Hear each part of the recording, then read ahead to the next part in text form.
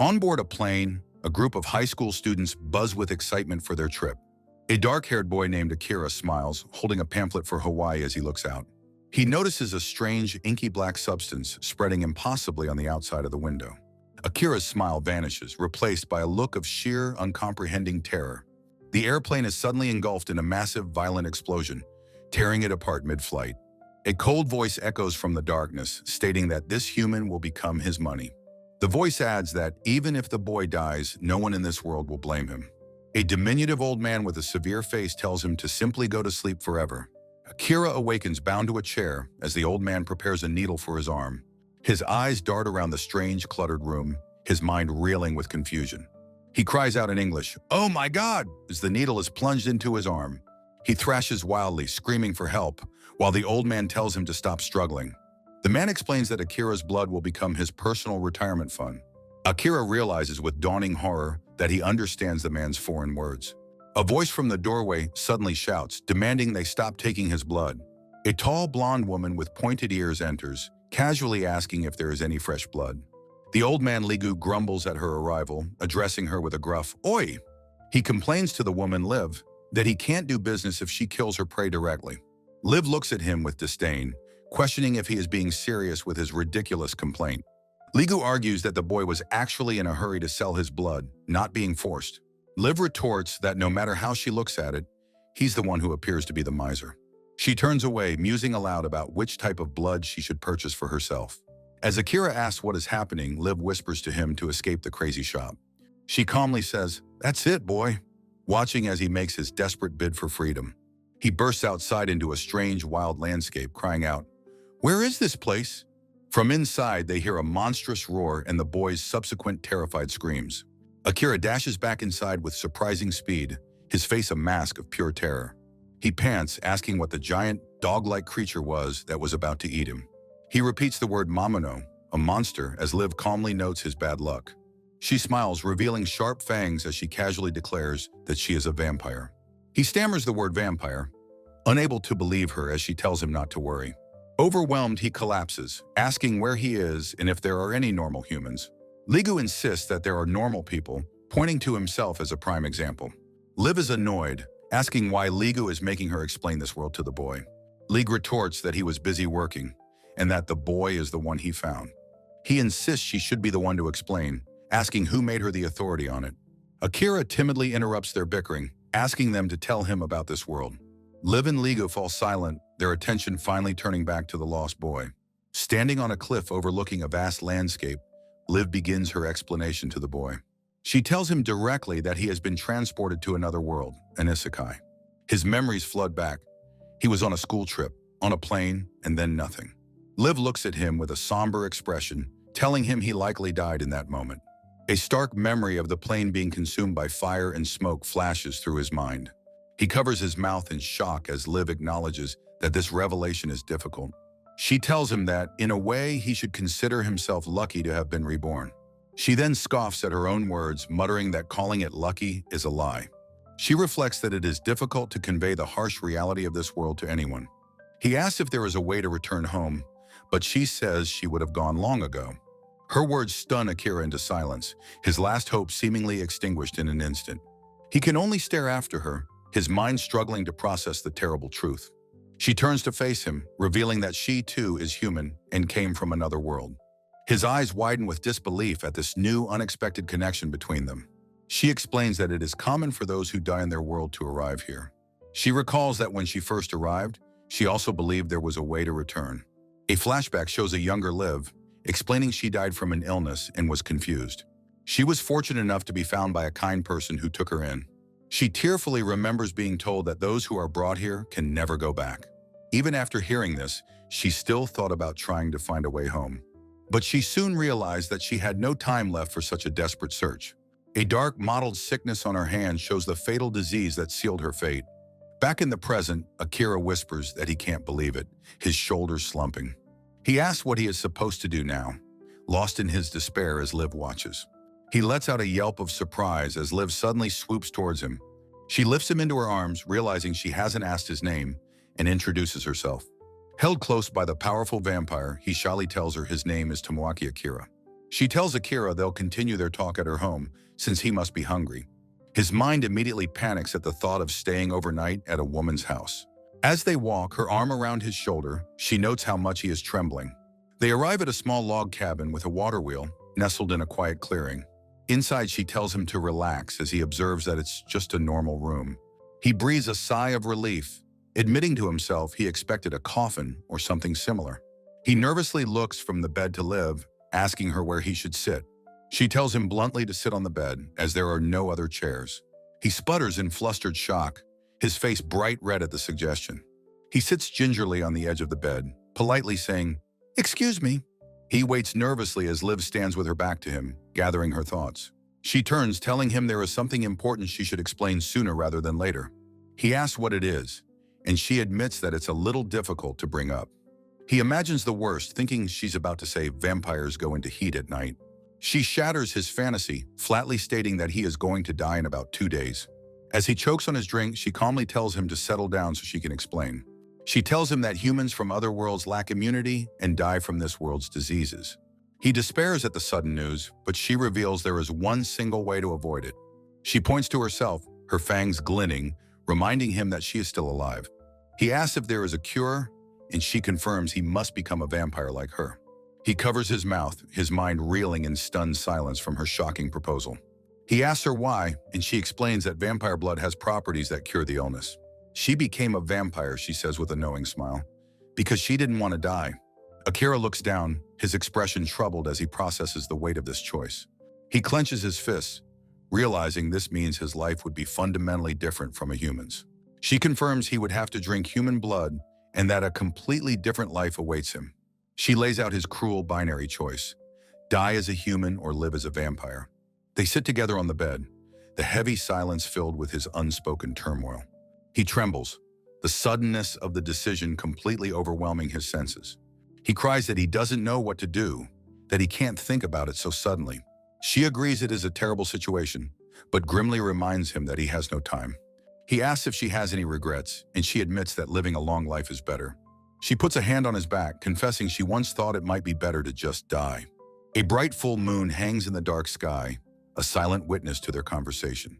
Later that night, Akira lies awake in bed, nervously asking Liv where he should sleep. In the cabin's single bed, Liv tells a flustered Tomoaki to sleep beside her. He stammers an apology, clutching the covers as she tells him not to be afraid. Lying down, he trembles, insisting to himself it's not out of romantic excitement. To ease the tension, Tomoaki reveals he is 17, only for Liv to reply that she is 200. He shoots upright, shouting in disbelief at her age, which she mistakes for a compliment. She calmly explains that the blood of a vampire grants the power of agelessness. Tomoaki whispers the word ageless as Liv murmurs there's more to tell him in the morning.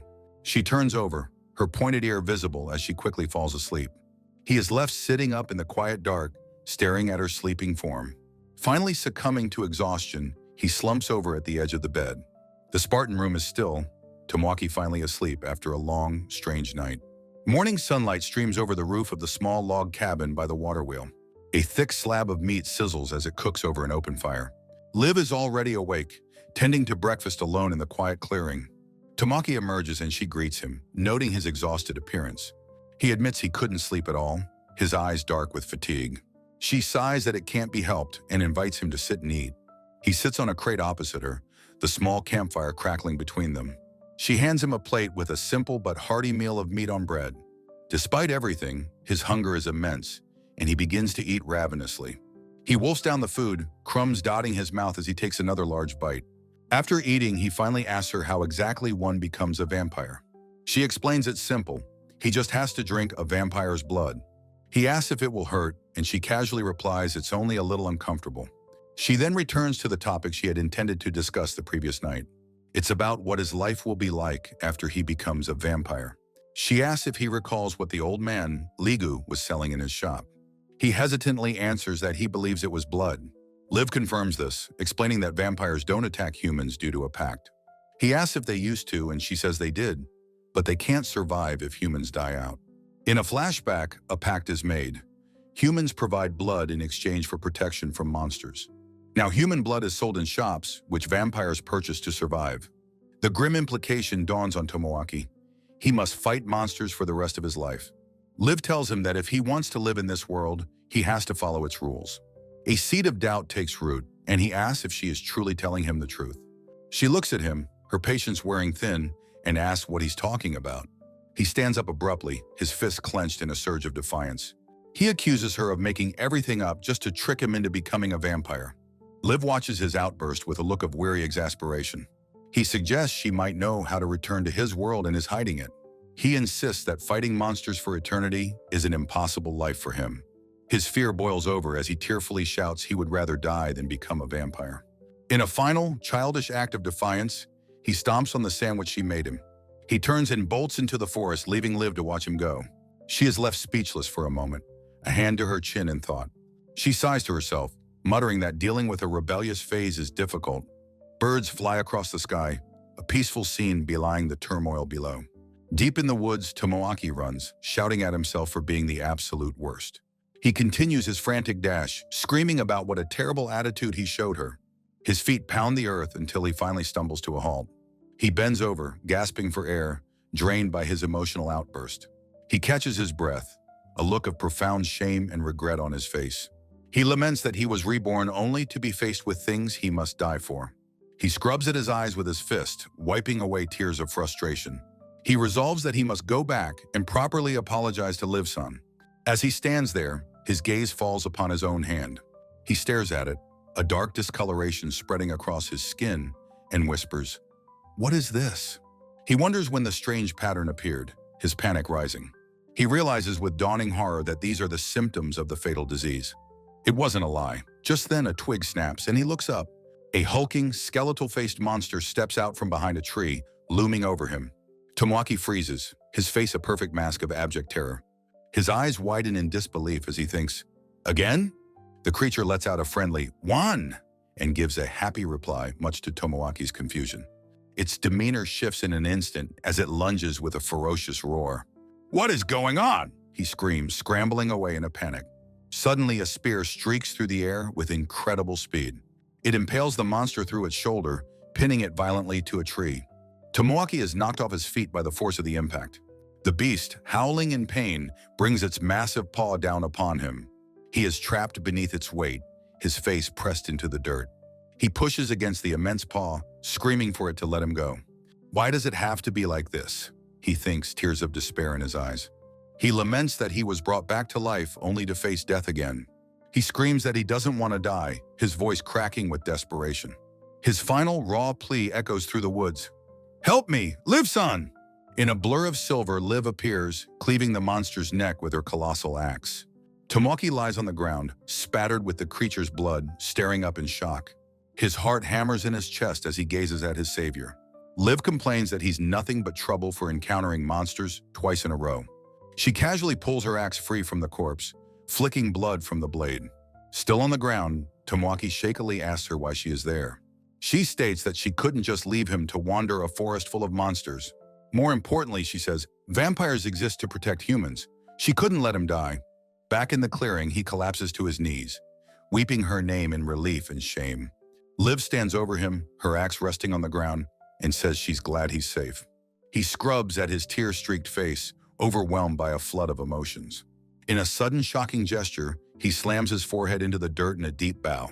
Liv is visibly startled by his sudden, formal display of profound apology. He holds out his hand, showing her the dark sickness spreading across his skin. He chokes out an apology for saying such terrible things when she was trying to help. She tells him that's not important now, but he interrupts her. Kneeling before her, he looks up, his eyes clear and resolute, and says he has decided. With newfound conviction, Tomoaki declares, "I will become a vampire." Liv looks down at him, her expression serious as she weighs his words. She closes her eyes for a moment, processing his life-altering choice. She asks if he is certain. He says yes, inspired by how strong and cool she was. She looks surprised by his reasoning, repeating his words. "Like me." He says if he can become that strong, then being a vampire would be a good thing. He asks hopefully if he, a weak boy, can truly become like her. Akira tearfully confesses his many weaknesses to the unimpressed Liv. Liv yanks him down, bluntly stating he shows no signs of weakness now. She places a comforting hand on his head, promising to teach him how to survive. He asks if she's serious, and she tells him to get strong. He agrees enthusiastically. Liv teases that he must have fallen for her, but he frantically insists it's admiration. His face flushes with a deep blush, completely flustered by her teasing. She leans in close, reminding him they've already slept together, much to his embarrassment. Her playful expression vanishes, replaced by a sharp, predatory gaze. Her fangs glint as she warns that to be strong, he must lose his defenselessness. She cups his chin, forcing him to look at her as she leans in closer. Her tongue darts out, licking his neck in a shocking, intimate gesture. The unexpected act sends a jolt through him, his mind going completely blank. She shoves him to the ground, casually saying, "See?" to make her point. He protests the attack, but she just laughs, saying his blood smells delicious. She muses that his tempting blood might make her forget he was ever human. Her dangerous words leave him stunned and more than a little frightened. Her lesson delivered, she turns to leave, and he quietly watches her go.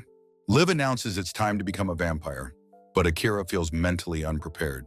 She says it's just drinking blood, but he admits that's precisely what he dreads. In his shop, Ligu searches his shelves for the blood of Rise and Semiramis. He grumbles that managing Liv's bloodline stock is a difficult chore. He notes that there are still more vials he needs to gather for the collection. Ligu presumes the boy will inevitably choose a specific, powerful bloodline.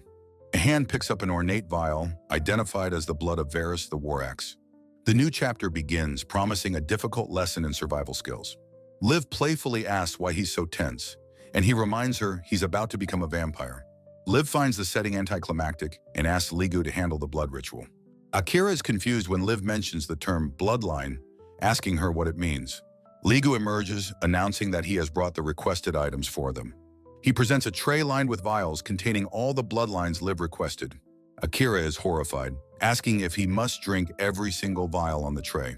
Ligu suggests that since he admires Liv, he should choose the Varus bloodline. Akira asks again about the concept of a bloodline, still not understanding. He asks what they mean by bloodline, and Ligu chides Liv for not explaining. Liv explains that the blood he drinks will determine what kind of vampire he becomes. She demonstrates her own power, explaining it enhances abilities and grants unique skills. This vial, she explains, contains the blood of the mighty Varus bloodline. The vials on display contain the blood of famous and highly valuable lineages. Varus of the War Axe, a bloodline specializing in brutal close-quarters combat. Rise of the Holy Blood, a lineage that grants the sacred power of healing. Semiramis in Black, a bloodline for those who wish to master diverse and powerful magic. Sagan of the Dead Spirit, a bloodline that grants its user command over the dead. The safest bet is to choose one of the more famous and reliable bloodlines. He realizes with excitement that this blood can make even someone weak like him strong. Though tempted by magic, he decides to stick with the bloodline he truly desires. Ligu reveals Liv as a Varus leader with 500 disciples, astounding Akira. Ligu clarifies that Varus is a vast bloodline with many leaders like her. Akira explains his choice is inspired by the amazing person who saved him. Ligu grimly notes he's thankful, as he would have had to kill Akira otherwise. Liv advises him not to worry about her and to choose the path he truly desires. He contemplates the finality of his choice, knowing there are no second chances. With newfound resolve, he declares his choice, Varus of the War Axe. Ligu grumbles that a support bloodline like Rise would have been a better fit for him. Ligu mocks his choice, saying a warrior who cries and runs away is useless. He uncorks the vial, his goal clear, to become a strong warrior just like Liv. The liquid inside swirls like dark magma, hinting at the potent power within. A flicker of doubt and fear crosses his face as he stares at the vial. He nervously asks if it's safe to drink something that looks like molten rock. Both Liv and Ligu impatiently tell him to just get on with it and drink. He says a quick prayer and drinks the entire vial in one large gulp. He immediately retches, and Ligu yells at him not to waste the precious blood. A surge of raw, untamed power begins to course through his body. He screams that he's overflowing with so much power his body might break apart. He suddenly stops, announcing it was all a joke, much to their annoyance. His prank is cut short by a sudden splitting pain in his head. The pain is real this time, and he collapses to the floor in agony. He clutches his head, screaming in pain as his ears are forcibly stretched. His fangs erupt with a sickening crack, and he cries out in agony. As he thrashes in pain, Ligu callously asks Liv about the blood's price. He accuses Liv of lying about the pain, and she watches with worried concern. She reassures him that despite the agony, he has successfully become a vampire. The pain subsides, leaving him weak and confused on the floor. He tentatively touches his new pointed ear, realizing the transformation is complete. He whispers in awe and fear that he has truly become a vampire. Liv watches him, her expression a mask of calm observation. He looks down, quietly processing the immense change his body has undergone. A hand gently pats his head in a comforting, grounding gesture. Liv reassures him that it's okay because she is with him. She uncorks a vial, declaring it a celebration for his new life. He looks at the vial, realizing with a gulp that it contains human blood. He hesitates, traumatized by the idea, but Liv encourages him to drink. As he drinks, she explains that his palate is no longer human. His eyes widen in shock at the unexpected and incredible taste. He exclaims that it's delicious, and Liv explains the 5-day feeding rule. Liv rises, announcing it's time to test out his newfound strength. Ligu promises to bring a supply of Varys blood and wishes them luck. Akira enthusiastically promises to work hard as they depart from the shop. Alone in his shop, Ligu decides it is time to tidy up. His eyes widen in shock as he notices something unusual about the empty vial. He sees a dark residue inside, wondering what on earth it could be. Birds fly over a vast, dense forest under a cloudy sky. In a forest clearing, Liv announces that his training will begin immediately. Akira feels a strange sensation overwhelm his body, covering his mouth. He complains of overwhelming sounds and smells, and Liv explains his senses are heightened. Liv declares it is time to confirm the abilities he gained from Varys. She tells him he has the raw power to defeat weak monsters now. She explains Varys excels at unarmed combat, demonstrating with a playful punch. He insists that he doesn't feel any of that supposed power within him. Liv tells him that training is the only way to unlock his latent potential. She warns him his new life is monster hunting, so he must become strong quickly. With a strained smile, Akira admits this new world seems tough, but vows to do his best. All right then, Liv says, planting her feet firmly on the ground. Let's start immediately. A massive horned bear lumbers into the clearing, and Liv casually suggests Akira try knocking it out. Akira lets out a terrified shriek, stumbling backward in pure, unadulterated panic. Liv looks on, bored, asking if he's only just now noticing his new, heightened senses. He frantically asks what to do, so she tells him to close his eyes and focus. Akira cries that even a low-level monster is terrifying when it's a giant brown bear. He steels himself for a brief moment, his expression hardening with a flash of resolve. The bear's massive paw swings in a blur, sending Akira hurtling through the air. He tumbles violently across the ground, landing in a crumpled heap in a cloud of dust. Liv scolds him for being an idiot, saying his new abilities are useless if he doesn't use them. Crying, Akira complains that her training methods are far too sudden and harsh for him. She tells him to stop being so naive and to finally believe in his own power. With a commanding voice, she orders him to unleash the Varys strength that flows inside him. The bear rears back, its powerful arm arcing through the air for another devastating blow. Akira's face is a mask of shock as he prepares himself for the incoming attack. Fangs bared and sweating, he desperately tries to summon his latent vampiric power.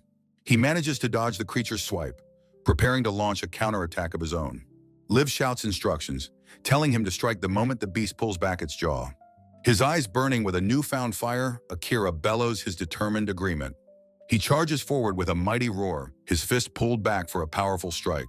He mentally commands the sleeping power of Varys within him to finally awaken. His punch connects with the bear's chest with a soft, comically underwhelming pock. Akira stands frozen, his fist still pressed against the beast, his face a mask of confusion. Liv stares on from a distance, her expression mirroring his own complete bewilderment. He wonders why he felt no impact, questioning if his belief wasn't strong enough. He pleads with the monster, telling it to wait while he's still in the middle of believing. The bear, annoyed, casually swats him to the ground with a single dismissive paw. Liv yells at him from the edge of the clearing, demanding he get serious. Akira protests that he is being serious, but none of his promised power will emerge. A bead of sweat rolls down Liv's cheek as she watches his pathetic attempts. Giving up, she tosses her colossal battle axe toward him, telling him to use it. Akira looks up, his face slick with sweat, as the massive weapon soars toward him. He manages to catch the axe, thanking her as he prepares to wield the heavy weapon. The axe's weight is too much and he collapses, wailing that he can't even lift it. Liv watches in utter disbelief as he lies pinned, crying out her name for help. The battle is over, the bear dispatched by Liv, leaving Akira to kneel in shame. He apologizes tearfully, admitting that he was completely useless and couldn't do a thing. Liv muses aloud that perhaps he simply has zero natural talent for fighting. Desperate, Akira suddenly hugs her from behind, catching her completely by surprise. His hands explore her back, searching for the source of her incredible strength. He blushes furiously, realizing her frame is slender, as he calls her name in confusion. She turns her head slightly to look at him, simply saying his name, Akira. He exclaims that despite her power, she has absolutely no muscle to speak of. They return to Ligu's shop, only to find a sign declaring it's closed for a long vacation. Akira looks worried, but Liv's face twists into a mask of pure, unadulterated rage. She kicks the door down, yelling at the old geezer for his ridiculous vacation. Akira nervously asks if he even drank the right blood, but Liv tells him it's unlikely. The horrifying possibility finally dawns on him, his jaw dropping in shock. He asks what this means, and Liv confirms that at least he won't die from the disease. He realizes with despair that this means he can never become strong like her. Liv confirms his worst fear. They do not share the same powerful bloodline. He asks how he can find out his true power, but she tells him there is no way. Akira hangs his head, his dreams of becoming a warrior completely and utterly crushed. He looks up, the finality of her answer sinking into his very soul. He collapses to his knees in despair, while Liv stands over him, looking annoyed. Her sharp ears pick up a sound, and she calls out the hiding League. The old man peeks out from the back, sweating, admitting that he's been caught. Liv threatens him with her axe, demanding to know what bloodline he sold them. Ligu holds up the empty ornate vial, confirming it's the one Akira drank from. He explains the container melted, and Liv asks about the strange residue inside. Akira notes the blood looked like magma, while Liv confirms the bottle is authentic Varus. Ligu grimly concludes that someone must have swapped the vial's original contents. He immediately accuses Liv of the deception, but she furiously denies his claim. Ligu argues she is the most suspicious, but she questions what motive she would have. Her fangs bared, she yells, asking if he thinks she'd stoop to such a petty trick. Ligu concedes that it's possible someone else is to blame, much to her annoyance. Lost in their argument, Akira timidly asks what a minor bloodline is. Liv explains their powers are often limited or have highly specific applications. His eyes widen in horror as she adds that they often come with great risks. He collapses to the floor, realizing he may have inherited a useless combat bloodline. Ligu and Liv stand over the despairing boy as he kneels on the dusty floor. Liv examines the vial, remarking that it seems to be a troublesome bloodline. She asks Ligu if he can identify the blood, and he says he can with time. The old man leans in close, telling Akira he'll need a blood sample for the analysis. He quickly pricks Akira's finger with a lancet, making the boy yelp in pain. Akira and Liv sit in tense silence at a table while Ligu works in the back. Liv complains about the wait, while Akira worries about what terrible bloodline he might have. He asks hopefully if any of the minor bloodlines are actually good ones. Liv confirms some are, but warns that the truly troublesome ones are the dark bloodlines. Akira repeats the ominous name, Dark Bloodline, a bead of sweat on his face. She explains that such a bloodline requires an act of self-harm to activate its power. To demonstrate, she brings her fingers to her mouth, saying she would have to bite her tongue. Akira recoils in horror, asking why anyone would do something so disgusting. He trembles, admitting that while the name sounded strong, he is now utterly terrified. Liv's expression grows serious as she recalls another piece of information about them. She remembers that the famous necromancer, Sagan of the Dead Spirit, was a dark bloodline. Akira is momentarily relieved, thinking that a popular dark bloodline must be a good thing. Liv grabs him by the shoulder, her expression menacing, telling him he is absolutely wrong. She shakes him, describing the terrible contracts involved, as he insists he doesn't want it. His hand clutches her sleeve, his desperation clear as he pleads with her. Ligu returns from the back room, apologizing for the wait and preparing to give his report. He explains he couldn't find a perfect match as there was no data for this bloodline. Akira panics, but Ligu clarifies that while he can't be specific, he made one key finding. Ligu hesitates to reveal the news, but Akira anxiously urges him to just say it. The old man looks at the boy with pity, beginning to deliver the grim verdict. He confirms Akira's worst fear. The blood he drank was from a dark bloodline. As the news hits Akira, Liv explodes, slamming Ligu with the handle of her axe. She holds the old man captive, demanding to know where he acquired the cursed blood. In his shock, Akira bites his own tongue, blood splattering onto his shirt. In his despair, Akira bites his own tongue, blood spraying from his mouth as Liv chides him. Liv admits she's terrible at comforting people and tells Ligu to deal with the crying boy. Akira panics, muttering over and over that he can't have the cursed dark bloodline. Ligu suddenly declares that the dark bloodline is full of a man's romance. He whispers that it's a bloodline of handsome men, very popular with the ladies. Akira's ears perk up as Ligu claims many women wish to be held by a dark bloodline man. Now completely intrigued, Akira asks Ligu to tell him more about this. Ligu explains that a party composed entirely of dark bloodline members was once a rare, legendary sight. Akira protests, reminding the old man that he still has no actual power. Power isn't everything, Ligu passionately declares, dismissing his concerns. Hopeful again, Akira asks if he can become as strong as a Varus warrior. Ligu gives a blank stare, telling him that's entirely up to his own efforts. Lev groans that he's falling for it again, while Ligu mutters that Varus is a good choice anyway. Ligu insists that the dark bloodline is the mark of a man's pride. Akira nervously asks about the Varus bloodline Ligu just mentioned. Lig leans in and whispers a shocking secret. Liv used to date a man of the dark bloodline. Akira excitedly asks Liv if she likes men of his bloodline. She chokes Ligu in response. His mind races, reinterpreting her kindness as a secret affection for him. He concludes, "She likes me."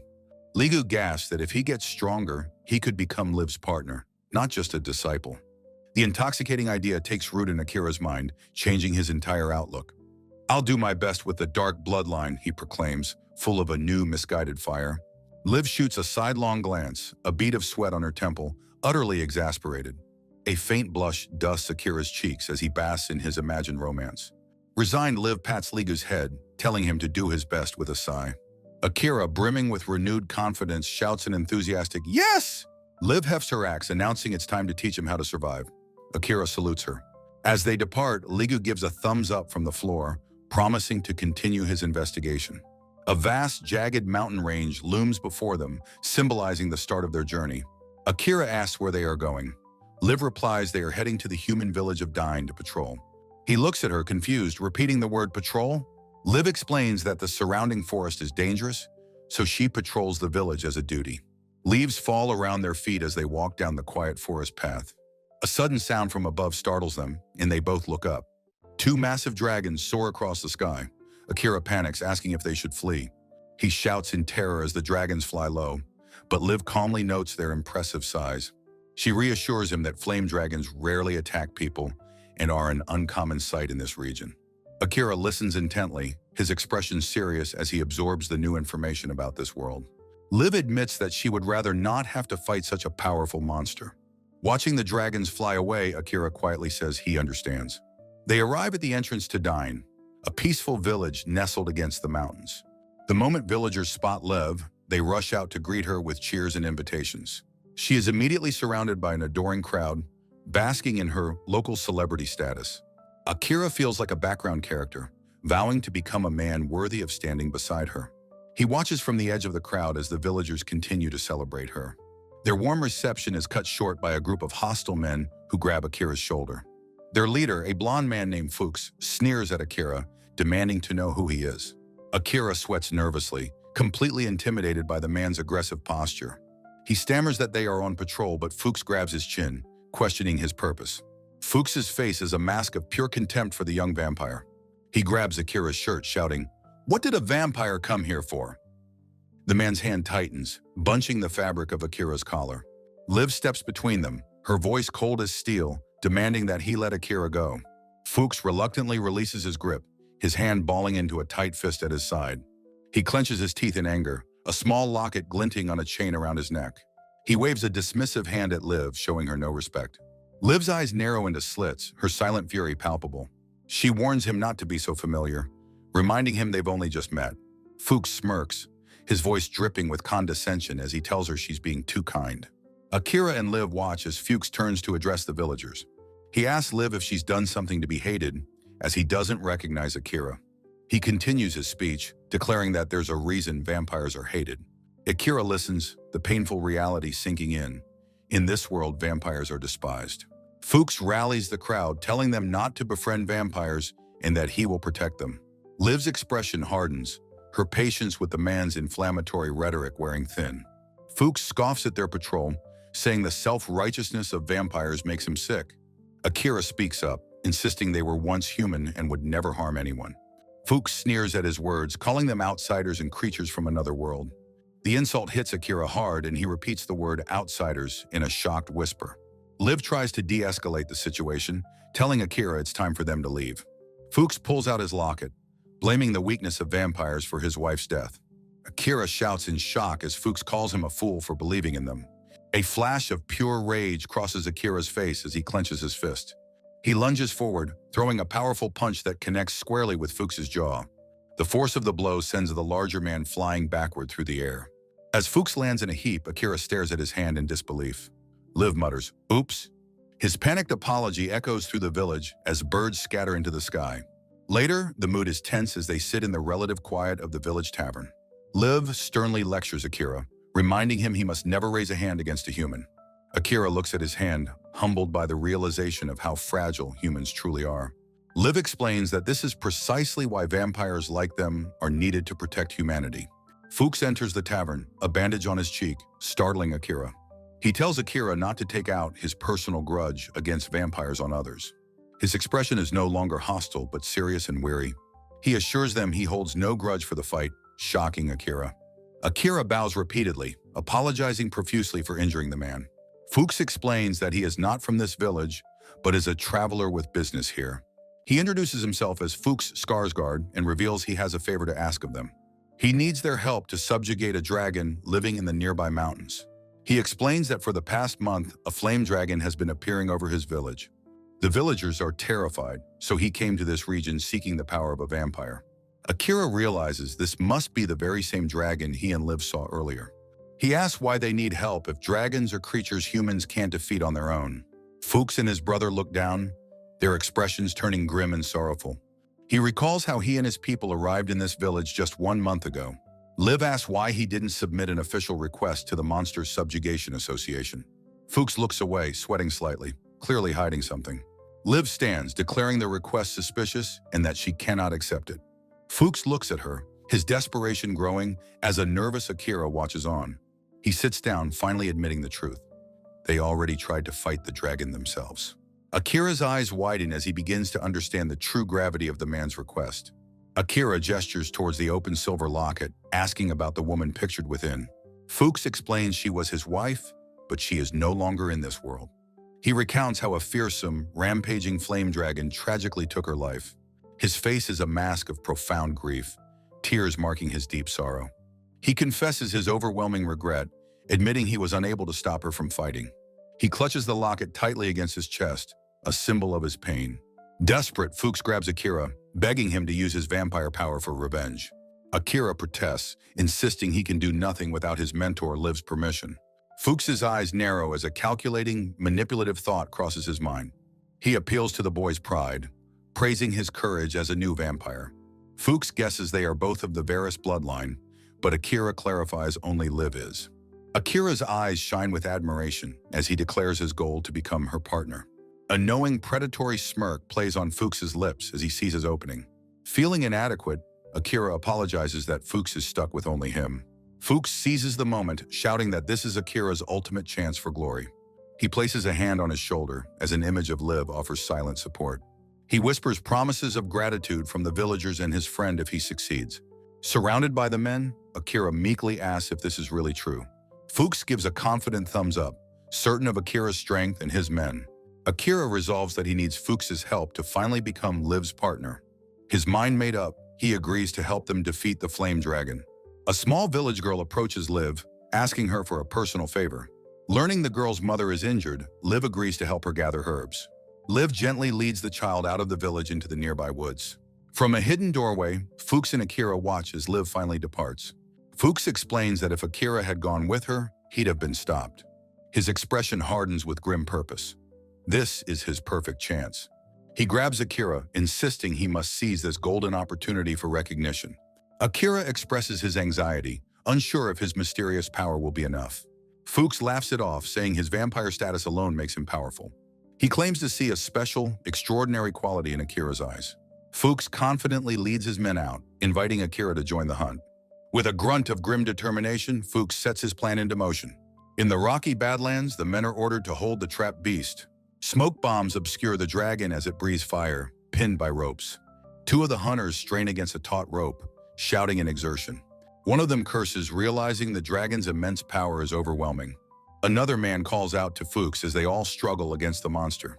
Akira, sweating and nervous, agrees to follow the dangerous battle plan. Fuchs outlines their strategy: blind it, immobilize it, then surround it. He assigns the final, critical task of beheading the dragon to Akira. Akira is stunned to be given such a crucial role in the fight. Fuchs explains that only a vampire possesses the strength for the killing blow.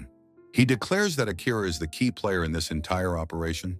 Akira looks up, his expression hardening with a newfound, steely resolve. They seal their deadly pact with a firm handshake, betting their lives.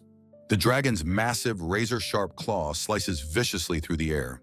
The claw connects, sending one of the men flying in a spray of blood. The man's broken body lies motionless and forgotten on the ground. Akira is paralyzed with shock, stammering that the man is now dead. Fuchs clicks his tongue in annoyance at the plan going awry. Akira panics as the other men curse, their strategy rapidly falling apart. His hand tightens on his sword as he remembers his purpose.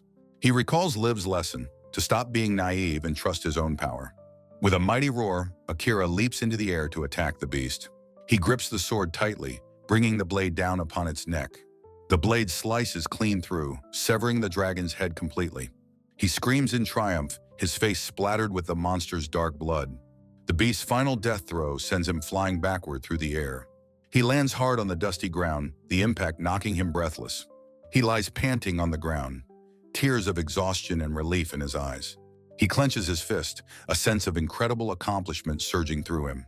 He shouts to the sky, dedicating his hard-won victory to his mentor, Liv. He proudly tells Fuchs he has finally avenged his wife's tragic death. A small, worthless stone clatters on the ground in front of Akira. Fuchs tells Akira that the dragon's corpse is his share of the loot. Akira looks up from the ground, completely confused by the statement. Fuchs smirks, revealing they are bounty hunters after a valuable prize. Akira asks if this was only ever about money, not about revenge. The locket, now useless, falls from Fuchs's pocket to the ground. Fuchs scoffs, admitting he chose Akira for his gullible, weak appearance. He cruelly admits he had planned to use Akira as bait if needed. Akira's face crumples in disbelief as the weight of the betrayal sinks in. He turns, screaming in a mixture of rage and disbelief. "You tricked me?"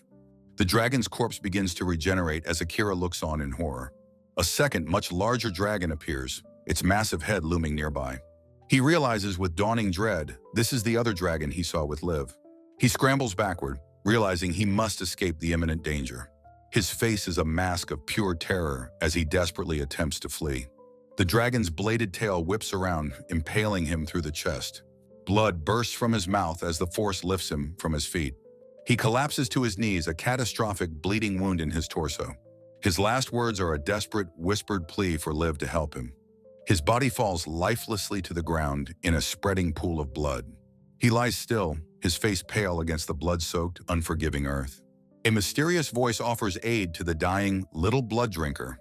A blood-stained hand reaches out from the encroaching, final darkness. Far away, Liv and the girl happily return with their basket of herbs. A sudden violent tremor shakes the forest, startling the birds into flight. The girl screams in terror as Liv senses the violent, unnatural shaking. Seeing smoke, Liv realizes the tremors are coming from the village. Liv promises to check on the girl's mother and tells her to wait there. A panoramic view reveals the village is now completely engulfed in flames. Liv sprints into the burning, smoldering ruins of the once peaceful village. She wonders if a flame dragon is responsible for all this devastation. A dark, monstrous figure looms over the dragon's corpse in the ruins. She squints, trying to identify the strange, menacing creature standing there. A grotesque monster with demonic wings is perched atop the dragon's head. The creature lets out a horrifying shriek, its face a twisted, fanged mask. The monster, once Akira, lunges directly at a shocked and horrified Liv. A monstrous Akira perches triumphantly atop the horned skull of a slain dragon. Liv stares in utter disbelief, wondering if this creature is truly a monster. She confronts it, demanding to know if it was the one who destroyed the village. Their weapons clash in a violent, deafening impact of steel against hardened claws. The creature's unnatural strength begins to force the seasoned warrior backward. She realizes with shock that she is losing ground to its immense power. A flicker of something familiar registers in the creature's soulless black eye. It garbles her name, a desperate plea for praise lost in its feral rage. The horrifying truth dawns on her as she finally recognizes the boy within. The creature lunges again, a whirlwind of destruction amidst the burning village. A thought surfaces in its mind. This cannot be real, it must be a lie. She calls out his name, her voice filled with disbelief, asking if it's really him. Lost to his rage, he attacks her without hesitation or recognition. Her expression hardens with a grim and sorrowful resolve. She shouts that she doesn't know what happened, but he is beyond hearing. She declares he isn't even giving her a moment to think. With cold determination, she dares him to come at her. She vows to educate him with her blood skill in a fight to the death. His inner voice screams of victory while she demands that he listen to her. A phantom voice from his memory desperately begs for her praise. He laments making the same mistake again as she sighs in frustration. She reaches out a hand, desperately pleading for Akira to come back to her. A memory surfaces of a girl with a white cane in his old world. The tip of her cane taps rhythmically along the textured pavement. He spots her among other students, a familiar face from his past. He calls out, pointing her in the right direction for school. Discovering they are classmates, his face lights up with pure joy. With a bright smile, he takes her hand, asking to walk together. In his room, he texts her, declining her invitation to the mall. He groans in frustration, having missed a limited-time quest in his game. She texts back that if he won't come, she will just go by herself. On a rainy street, bystanders murmur about a girl being hit by a car. His face registers dawning horror as he overhears the tragic news. A gift sits on his desk, a birthday present from the girl, Akina. He realizes with crushing guilt that she went out that day just for him. A memory of her comforts him as he clutches the gift, heartbroken. He sobs that it's all his fault, but her memory tells him not to mind. In the present, he clings to Liv, repeating that it is his fault. He buries his face in her shoulder, consumed by his overwhelming grief. They embrace in the ruins, a severed arm lying gruesomely at their feet. His eyes widen in horror as he points to the arm on the ground. She calmly confirms it's her arm, relieved he has returned to his senses. He stammers, horrified that the bloodline inside him caused this injury. Tears stream down his face as the terrible reality sinks in. She tells him to calm down and see that she is still alive. He screams in anguish, overwhelmed by the weight of his new sin. Kneeling in the dust, he sobs his apologies to her again and again. She holds him close, telling him not to worry about it. She reflects that after 200 years, your hands can no longer do anything. Amidst the wreckage, she comforts a small, crying village girl. The child sobs in her arms, asking why everything has disappeared. Akira watches the scene, his expression hollow and filled with despair. The small group of survivors stands amidst the ruins of their lives. She tells him that he doesn't need to carry this burden by himself. He looks up at her, desperately asking what he is supposed to do now. She says he errs when he doesn't think and decide for himself. He wishes he didn't exist, blaming himself for all the tragedy. Liv looks on with a stern, unwavering expression. She sharply cuts off his self-pity, telling him he's being foolish. Fuchs reveals his deception, admitting he tricked the despicable weakling. He explains the flame dragon was only circling, wary of the village. There were 2 dragons, he clarifies, one large and one small. Liv realizes they were a parent and child, a truth that horrifies Akira. He explains they targeted the younger dragon before it reached the village. All they cared about was the valuable stone, not the village's safety. The weight of this final, cruel truth crushes Akira's spirit. His grief and rage erupt, unleashing another wave of dark power. The chaotic energy of his bloodline lashes out in uncontrolled fury. The blast carves a crater in the ground, a testament to his sorrow. She tells him this proves his power rivals her own Varys bloodline. He worries what will happen if he loses control of his power again. She explains this berserk state is common for his dark bloodline. However, she says that with training, he can learn to control it. He looks down, contemplating her offer and his dark potential. He asks if strength will allow him to atone for his terrible sins. She tells him that atonement is not something that can erase his sins. Instead, he must strive to protect the smile of the little girl. She confesses that she too has lived her life carrying her own sins. She takes the blame, saying the tragedy was due to her misjudgment. Her arm was a stopper, a sacrifice to stop him from dying. She tells him that she understood the torment he was suffering. She tells him to take his time and decide how to move forward. He contemplates her words, his expression set with a new resolve. The quiet cabin stands peacefully by the edge of the forest. Liv sits by his bedside, her severed arm slowly regenerating. She sits alone by a small fire, lost in her thoughts. Akira sleeps on a simple pallet on the floor of the cabin. He lies awake, staring into the darkness, his mind racing. The villagers gather, beginning the slow process of rebuilding their lives. Night falls again, with Liv watching over the sleeping Akira. He awakens with a new look of determination in his eyes. Liv sits across from Ligu, discussing the recent events. He helps the villagers carry supplies, finding purpose in the simple work. Liv watches him from a distance, a hint of a smile on her face. The little girl from the village finds him working amidst the debris. She offers him a single flower, her smile a beacon of hope. He looks at her, the flower now pinned to his shirt. He kneels and gently places the small, bright flower in her hair. The vast mountainous landscape stretches out under a cloudy sky. A new morning begins with Akira by the fire as Liv leaves the cabin. Liv observes Akira, commenting that he is up quite early this morning. He says good morning, explaining he made breakfast for them to eat. Akira presents the sandwich, admitting that he unfortunately burned it a little. Liv accepts the food with a small knowing smile, simply thanking him. Liv tells him the sandwich is delicious and urges him to eat as well. Looking serious, Akira announces to Liv that he has finally decided on his goal. He declares his new goal, to become strong enough to protect her. Surprised, Liv listens as he explains that protecting her means protecting everyone else. She clarifies his intention, asking if he means to become stronger than her. With a look of pure determination, Akira simply confirms that he will. Liv stares back at him, her expression serious and difficult to read. He looks away, admitting with a blush that it is a difficult goal. Liv turns to him, agreeing that it is a good goal for her too. A rare, genuine smile of pride and approval spreads across her face. Liv then asks him to cut her hair, but he protests in shock. She explains she can't tie it, so he vows to do it for her. Liv tells Akira that the humans they protect are not all innocent children. The blood they drink is a sacrifice, allowing them to protect humanity. She urges him to always remember his human heart, no matter his power. With her new haircut, Liv grins, ready to set off on their new path. Akira looks back at her, his face set with determination as he agrees. Their boots crunch on the ground as they take their first steps forward. A vampire leader announces the escort mission will begin tomorrow as a 4-person cell. He hands a map to Akira, expressing his excitement about the new recruit. The hooded Akira quietly acknowledges the plan, holding the mission papers. Liv tells her group she has business at the Varus branch before meeting them. In a bustling town, Mickey cheerfully announces to Yuto that tonight is their debut. Mickey complains about their meager meal, but Yuto says weapons were the priority.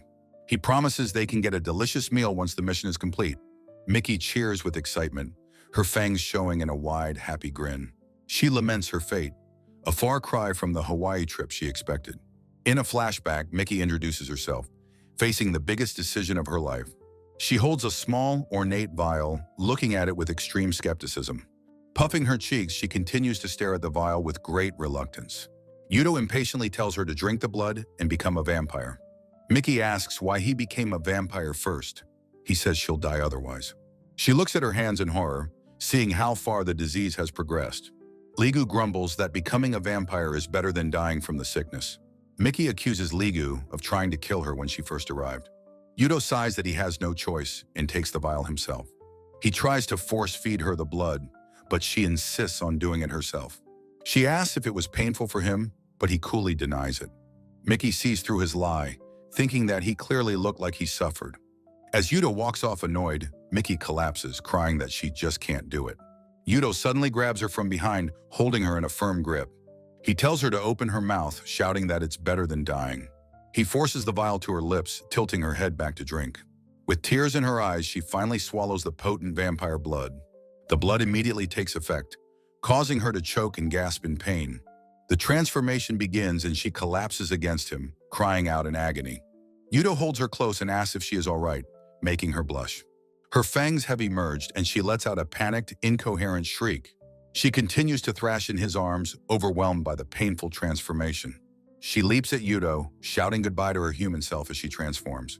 Yuto tells Ligu his own reaction was different, causing pain throughout his body. Ligu explains that reactions vary by bloodline. Some cause intense full-body pain.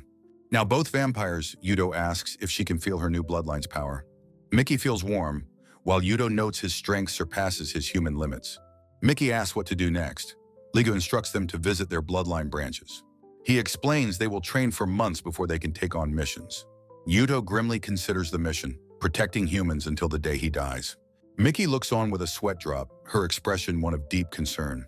Ligu watches them with a weary, unimpressed expression on his face. The small elderly man waddles over to a shelf in his shop. He says he has only survived this long thanks to vampires like them. He turns and offers them 2 vials of blood as a parting gift. Yuto declares this the start of their new lives as they hold human blood. Ligu closes his eyes, a quiet moment of reflection passing over his face.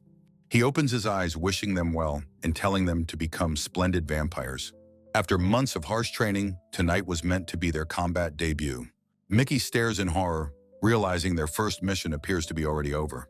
A massive skeletal monster lies slain on the dark and bloody forest floor. A lone hooded figure stands atop a mountain of corpses beneath the moon. The figure calmly uncaps a small vial, preparing to take a drink. Tilting their head back, the blood-spattered figure drinks from the vial. They stand alone in the moonlight, musing that human blood is delicious.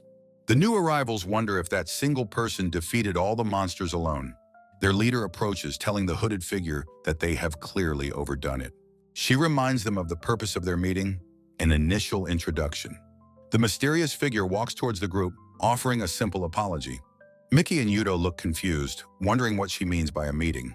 Livawane confirms they are the new participants for the upcoming escort mission. She announces it's time for introductions, asking for their names and bloodlines.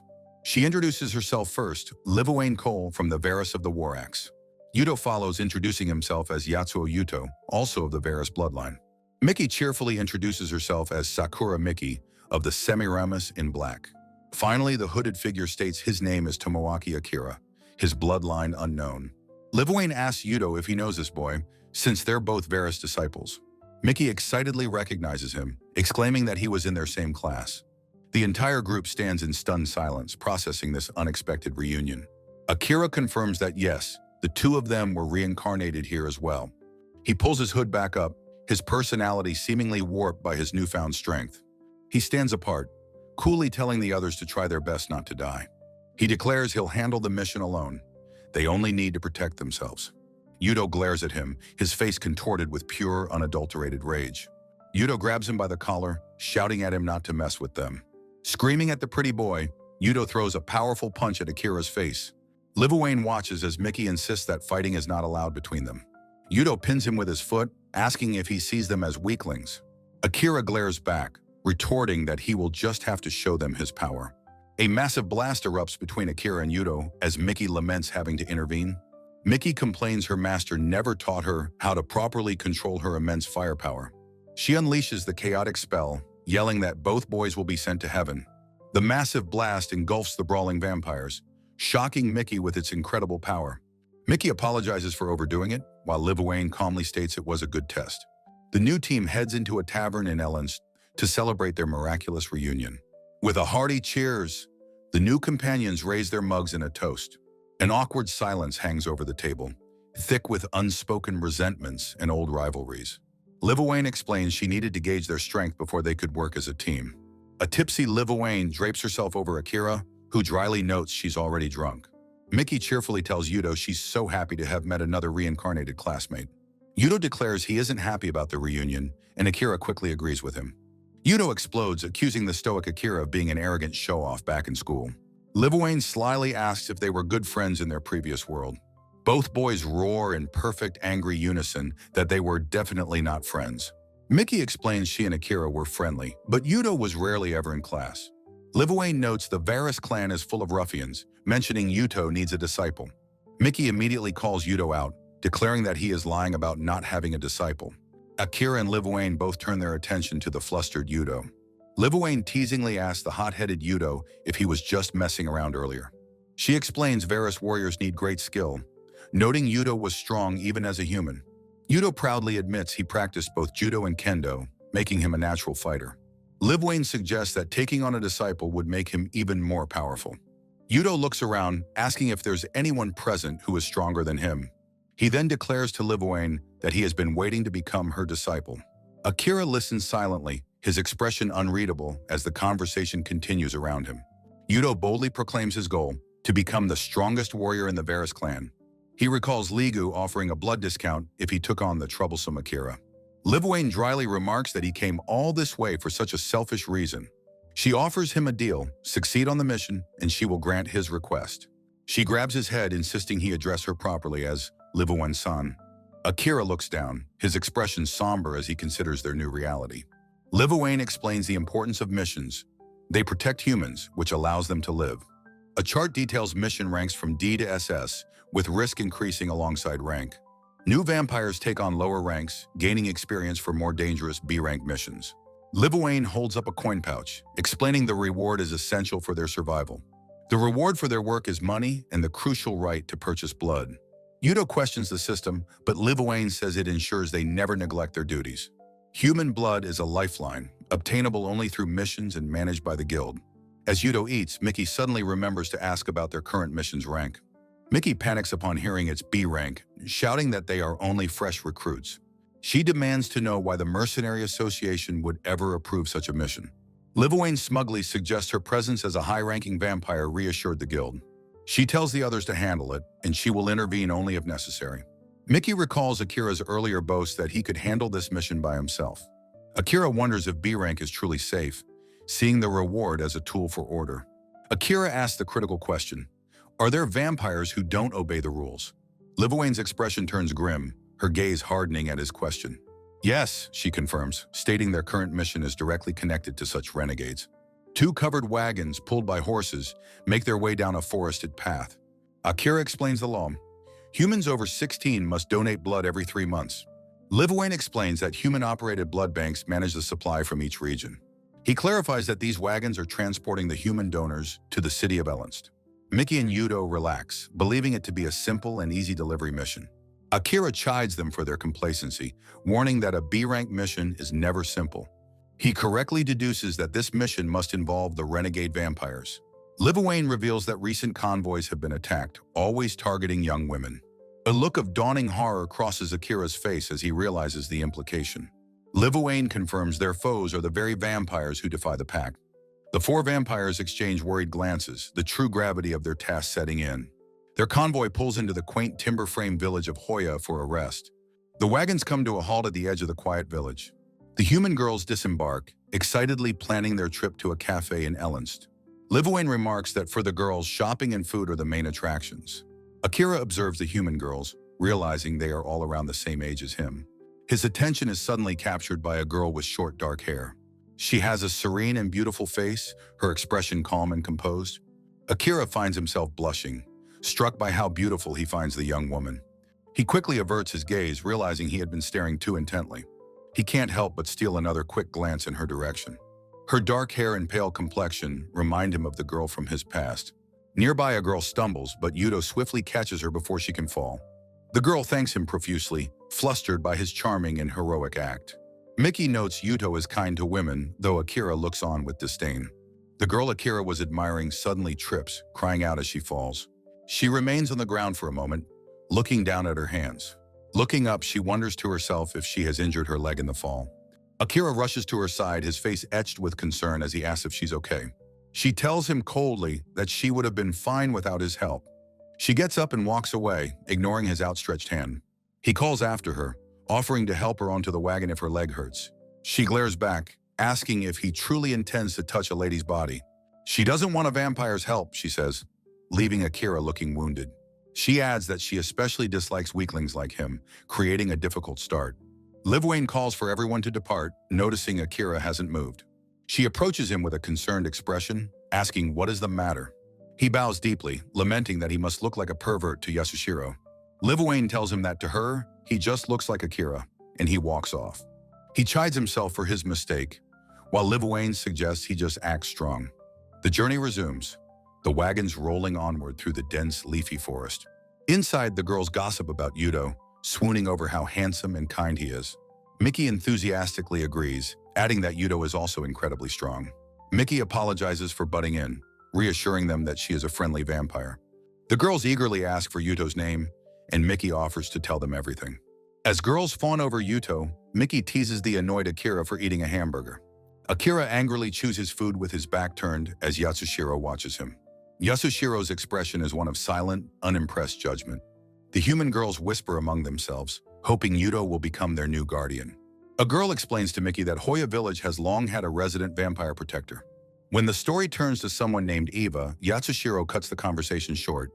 The other girls in the wagon try to talk to Yatsushiro, but she sternly tells them to just talk amongst themselves. Her friends fall silent, clearly intimidated by her cold demeanor.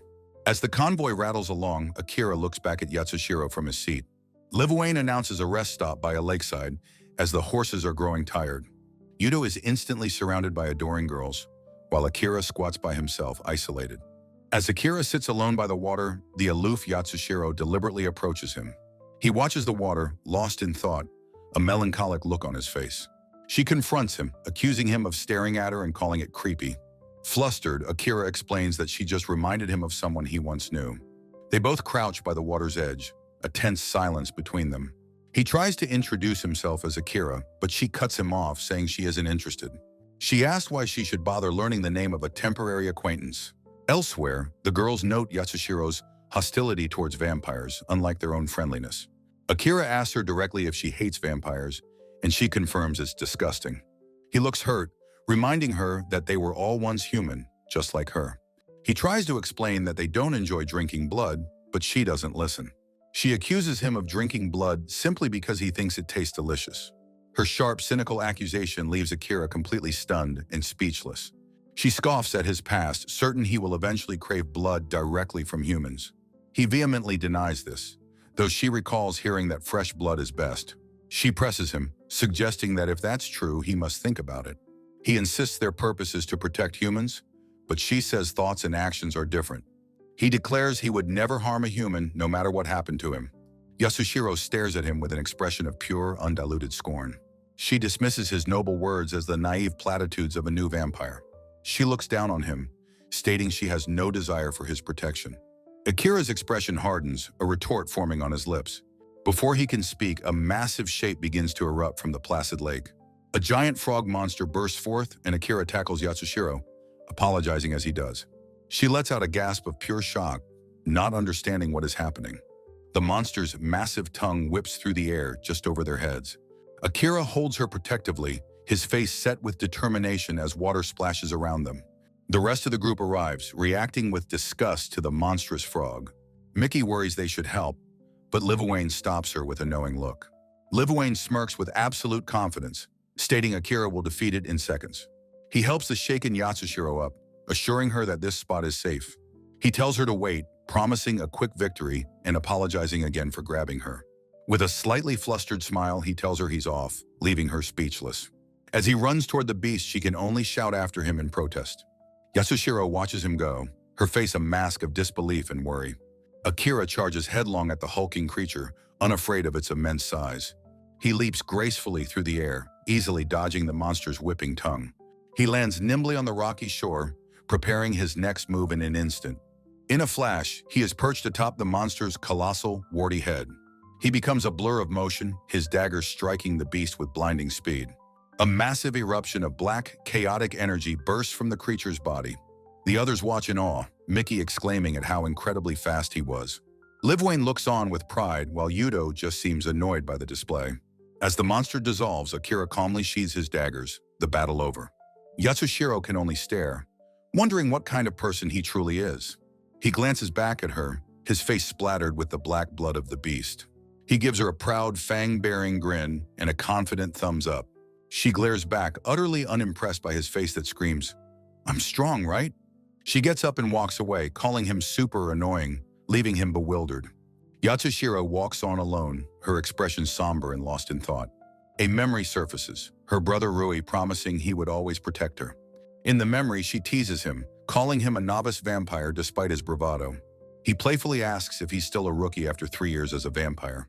She reminds him how he got beaten up right after arriving as a Varus warrior.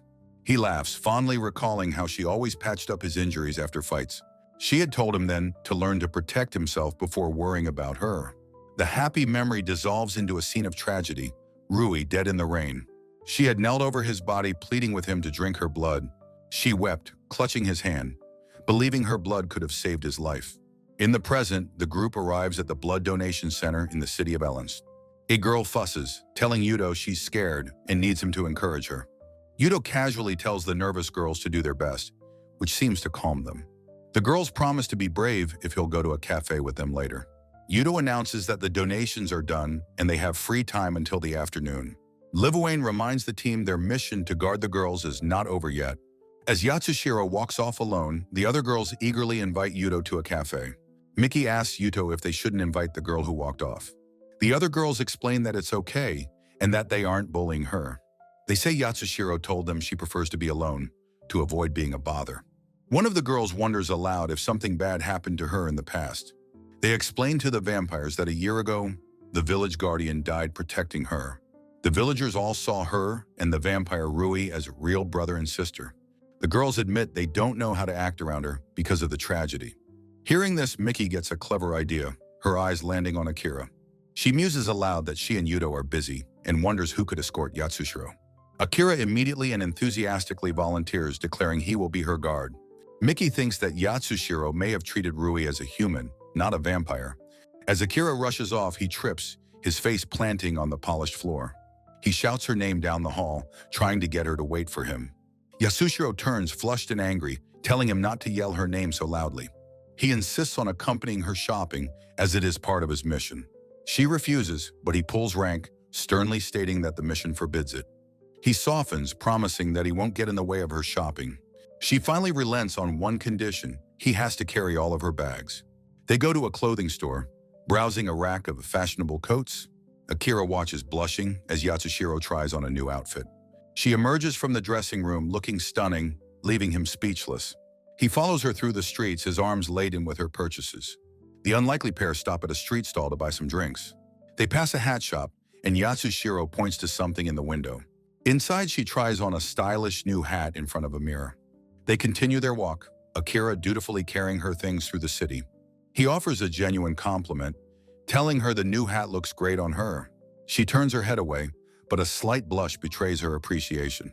Hiding her face with her hat, she tells him his concern is unnecessary. Akira hurries after Eva, insisting that the hat she was admiring really suits her. The camera focuses on two savory-looking pastries, drizzled with a thick, dark sauce. At a street stall, Akira politely asks the vendor for two of the pastries. In a quiet city square, the unlikely pair sit on a bench to eat. Akira is shocked that she would treat him, but Eva says she dislikes eating alone. She calls it cheap food fit for a new vampire, but he says it looks delicious. With a happy hamu, Akira takes a large, satisfying bite of the warm pastry. He chews enthusiastically, his cheeks puffed out with the savory food. He exclaims that it's delicious, just like okonomiyaki, a food from his world. He explains that in this world it's called lupf, and it's his favorite. Eva quietly reflects that the tastes of newly turned vampires are all quite similar. She recalls how the vampire she knew ate it daily until he grew sick of it. Akira watches her, a thoughtful expression on his face as he listens. He gently asks if her brother Rui also enjoyed eating lupf. Her face hardens instantly, and she crushes the wrapper, accusing him of prying. She stands abruptly, asking if he only followed her out of pity for her story. He insists he just wanted to talk, but she coldly rebuffs him. He reaches for her wrist, pleading for her to wait, that she has it all wrong. With a sharp cry, she wrenches her arm from his grasp, demanding he let go. His face twists in anguish, fangs bared, as he shouts that he is the one who caused a person he cherished to die. He confesses that he followed her because she reminded him of that person. Eva stops in her tracks, her anger replaced by a quiet stillness. She turns back, offering not judgment, but a listening ear for his story. She senses that he needs to speak his truth more than she needs to tell hers. His world dissolves into a swirling vortex of light, plunging deep into memory. A girl from his past, Akina, asks him what is wrong. In a sunlit classroom, a younger Akira tells her not to look at his face. She looks surprised for a moment, letting out a small, "Ah!" He explains that he thought he saw something on her cheek, but it's gone now. A knowing, gentle smile plays on Akina's lips. She tells him that she can see it. He has a grain of rice on his cheek. A flustered Akira touches his cheek, realizing she was right. He jumps up, embarrassed that she was teasing him, but she insists it was really there. The memory shifts to Akina's hand, clutching the sleeve of his uniform. He offers to help her more at school, but she says there's no need. She explains that the teachers help her, so things aren't as hard as they once were. He suddenly remembers a lie he told before going to the restroom. Akina asks if he was watching her enter the restroom, and he becomes flustered. He waves his hands frantically, blushing as he insists it was just a coincidence. She gives him a long, unimpressed, and utterly deadpan stare. As she walks away, she calls him a pervert, and he shouts that he is not. The camera pans over a math test paper covered in red circles marking wrong answers. Akina asks him to help her with math, and he wonders why so suddenly. He slumps onto his desk, groaning that his games will be confiscated if he fails. She remarks with a knowing look that he is, after all, always playing games. He gets sidetracked by a new vampire game, but she steers him back to her homework. He sheepishly admits that he actually needs help with other subjects too. A close-up shows his determined face ready to study. Akina smiles, thinking that the more time they spend together, the more he relies on her. On a bridge by the sea, she tells him she feels most at ease when with him. He proudly declares he'll become someone she can rely on, but she says he doesn't have to. His confident expression immediately deflates into confusion. It's because he can just be ordinary, she explains simply. He looks back at her, not understanding what she means by ordinary. She gazes at the sea, saying she looks like any ordinary girl walking by the water. He stands beside her at the railing, lost in thought, pondering her words. Being this way, she says, is incredibly relaxing and easy for her. Back in the present, Akira recalls that he didn't understand her meaning at the time. She had asked if he was a normal person with special powers, but he was just confused. She had stifled a small laugh at his bewildered expression. Teasing him for playing too many games, she had suddenly stumbled. He had turned back to her, his eyes wide with concern. He had caught her, and she'd noted he was always calm when she suddenly fell. In the present, he tells Eva that he was the one who had asked to be relied upon. He confesses his deepest regret. If he had gone with her that day, she would have lived. Eva looks at him with profound empathy, telling him that no one can control death. Overcome with grief, Akira leans his head against Eva's shoulder. Eva's expression shifts as a realization dawns on her. She had forgotten that when people recall precious memories, it is something that makes them cry. Akira weeps, his pain raw and overwhelming. Eva watches his tears fall, her own face a mask of shared sorrow. She silently holds out a clean, folded handkerchief for him. He takes it, his cheeks flushing with embarrassment as he thanks her. He calls her kind, but she denies it, saying a kind person wouldn't exploit him. He thinks her kindness shines through anyway. She thinks he was far too gentle. With a new resolve, Eva states firmly that she does not resent Rui. Akira looks up confused, asking why she would ever resent her brother. He trails off, realizing the foolishness of his question. Eva stands, saying her throat is dry, and asks if he wants something to drink. He leaps up, offering to go buy it, but she tells him to just sit and wait. He bows his head slightly as she walks away, a quiet gratitude in his posture. She tells him his memories of Akina shine so brightly because he is a kind person. As she leaves, she adds that her own memories of Rui are her fault and do not shine. A close-up shows their eyes, one filled with confusion, the other with sad resolve. He watches her go, whispering her name to the empty space she left behind. The scene changes to the warm, bustling interior of a local tavern. A boisterous, muscular vampire with a prominent scar on his face enters, calling out. Liv, sitting alone at a table, raises a hand to get his attention. The vampire John spots her and gives a cheerful thumbs up, greeting her warmly. He sits down, immediately trying to order a beer, but she reminds him they're on a mission. He asks about her arm, and she replies that she's finally gotten used to its absence. He heard she'd lost it and says it's a miracle she's still alive. Jean raises a small decorative axe, vowing to personally destroy whoever harmed her. Liv cuts to the chase, asking for his report on the convoy attacks.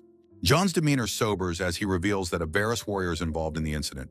Liv stares in shock at a gruesome drawing of a flayed vampire victim. Jean looks on grimly, absorbing the gravity of the situation. Liv sits across from him, her voice low as she asks if the culprit is one of her disciples.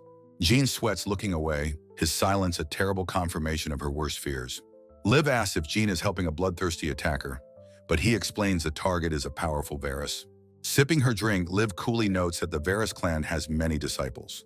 Jean blushes furiously, insisting that everyone, even the fallen, deeply respects Liv. Liv curses the mercenary association's incompetence, knowing this mission is truly A rank.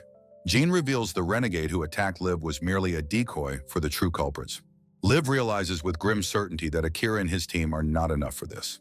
She studies a drawing, noting the killer's brutal consistency, but their goal remains a mystery. A close-up shows Liv's eye, narrowed with focus as she pieces together the plot. Liv confirms the victim was a Varus, and Jean adds he was Hoya Village's guardian. She listens intently, hand to her chin, as the disturbing facts align. Jean, reading his notes, is asked about the bloodlines of other vampire victims. His eyes widen in dawning horror as he discovers a chilling pattern. He shouts that while others were attacked, only Varus warriors were killed or gravely injured. Liv understands now. This is a systematic, targeted slaughter of the Varus clan. On a city street, Yatsushiro sees two pairs of legs belonging to approaching figures. Two cloaked men approach her, one politely addressing her as Miss. One smiles from beneath his hood, claiming they are the drivers for the blood convoy. They inform her the meeting place has changed and they've come to escort her. She grows suspicious, asking where her guardians are and telling them to wait. In a sudden move, they grab her, a hand clamping forcefully over her mouth. Her eyes squeeze shut as her cry for help is silenced by her captor's hand. Elsewhere, Akira sits alone on a bench, a solitary figure in the bustling city. He wonders aloud if Eva is just late, or perhaps in the restroom. Blushing, he worries she left early, embarrassed to be seen with such a crybaby. His brief embarrassment quickly fades, replaced by a flicker of genuine concern. The worry blossoms into alarm as he realizes something must be terribly wrong. He leaps to his feet and begins to frantically search the crowded streets. Clutching her packages, he pushes through the throngs of people, calling for Eva. He runs down an alley, his search growing more panicked and desperate. He stops dead, his eyes fixed on her familiar hat lying abandoned on the ground. He walks slowly towards the hat, a cold dread washing over him. He lets out a sharp, horrified gasp as the terrible implications sink in.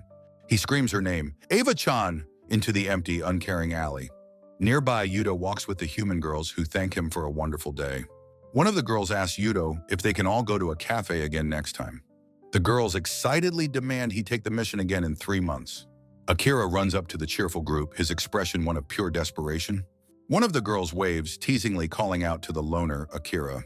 His face streaked with sweat, Akira frantically asks if they have seen Eva. Mickey and Yudo look at him, confused, and say they haven't seen her. She's nowhere, Akira cries, his fear confirming she has been kidnapped. A wrecked, overturned wagon lies in a dusty clearing, a scene of quiet violence. The group stares in horror at the wreckage, where the driver lies unconscious. Yudo and Akira look on in shock, wondering what could have happened here. They rush to the driver's side, asking if he's okay, as Mickey cradles his head. The driver explains he was ambushed by 2 vampires who took the wagon. Akira desperately asks if a black-haired girl was with them. The driver confirms it, but says he was knocked unconscious before he could see more. Yudo grabs Akira, demanding to know in which direction the attackers fled. The driver points a weak hand toward the southern mountains, saying they ran that way. Akira doesn't hesitate for a second, bolting in the direction of the mountains. Hey, wait, Yudo yells, annoyed by his partner's recklessness. Yudo quickly takes command, telling Mickey to help the driver and report to Liv. He tells her he's counting on her before taking off after Akira. Mickey calls after him, pleading with him not to do anything reckless.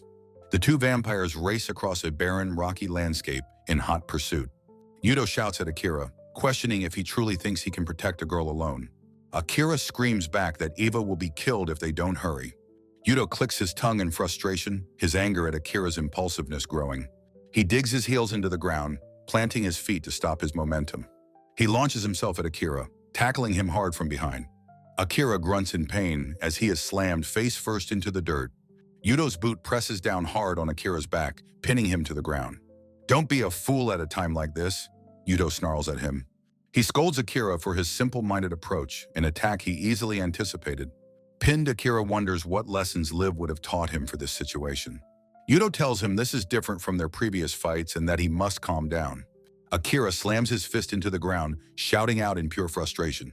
I don't care what happens to me, he screams. I have to save Eva. Yudo looks down at him, his angry expression softening with a flicker of understanding. Akira pushes himself up from the ground, his eyes burning with a new resolve. Yudo helps him to his feet, stating that, of course, this is their mission. He declares that he will not allow failure on his very first Varus mission. Akira vows to save Eva, refusing to lose someone precious to him ever again. The next chapter begins with Eva lying unconscious on a wooden floor. She awakens slowly, groggily asking where she is as a voice greets her. 2 vampires stand over her, one with a scarred face, the other masked. Eva's eyes widen in fear as she recognizes the renegades. The scarred vampire, John, tells her to untie her ropes, commenting on her spirit. He declares that the girl they captured is now going to be their food. The masked vampire tells her to be quiet until her saviors arrive. Eva glares at them, a bead of sweat on her temple, her defiance palpable. Jan cups her chin, remarking that it's a shame for someone so cute. He grabs her, announcing his intent to drink her blood as she screams at him. He leans in close, his fangs bared, whispering he'll only take a little taste. With surprising strength, she kicks him away, sending him stumbling backward. Jan recoils in pain, clutching his mouth after having bitten his own tongue. The masked vampire tells him to stop fooling around as he kneels in pain. Eva sneers, calling them the lowest of the low, Nothing but fallen vampires. Enraged by her insult, Jan strikes her across the face with the back of his hand.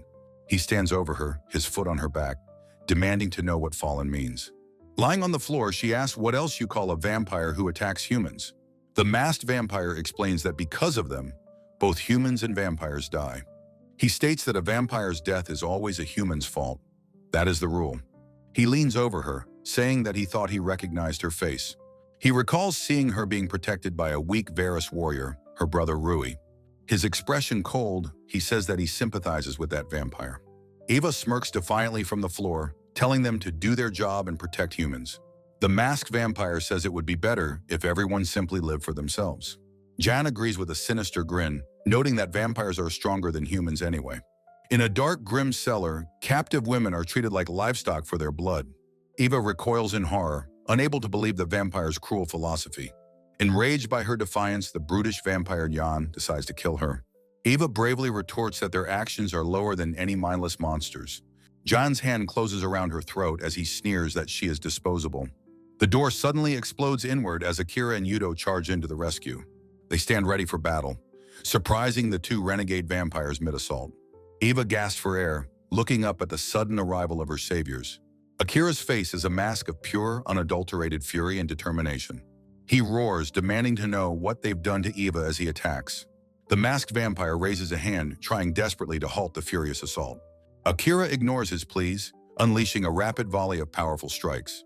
His fist connects solidly, shattering the renegade's composure and his mask.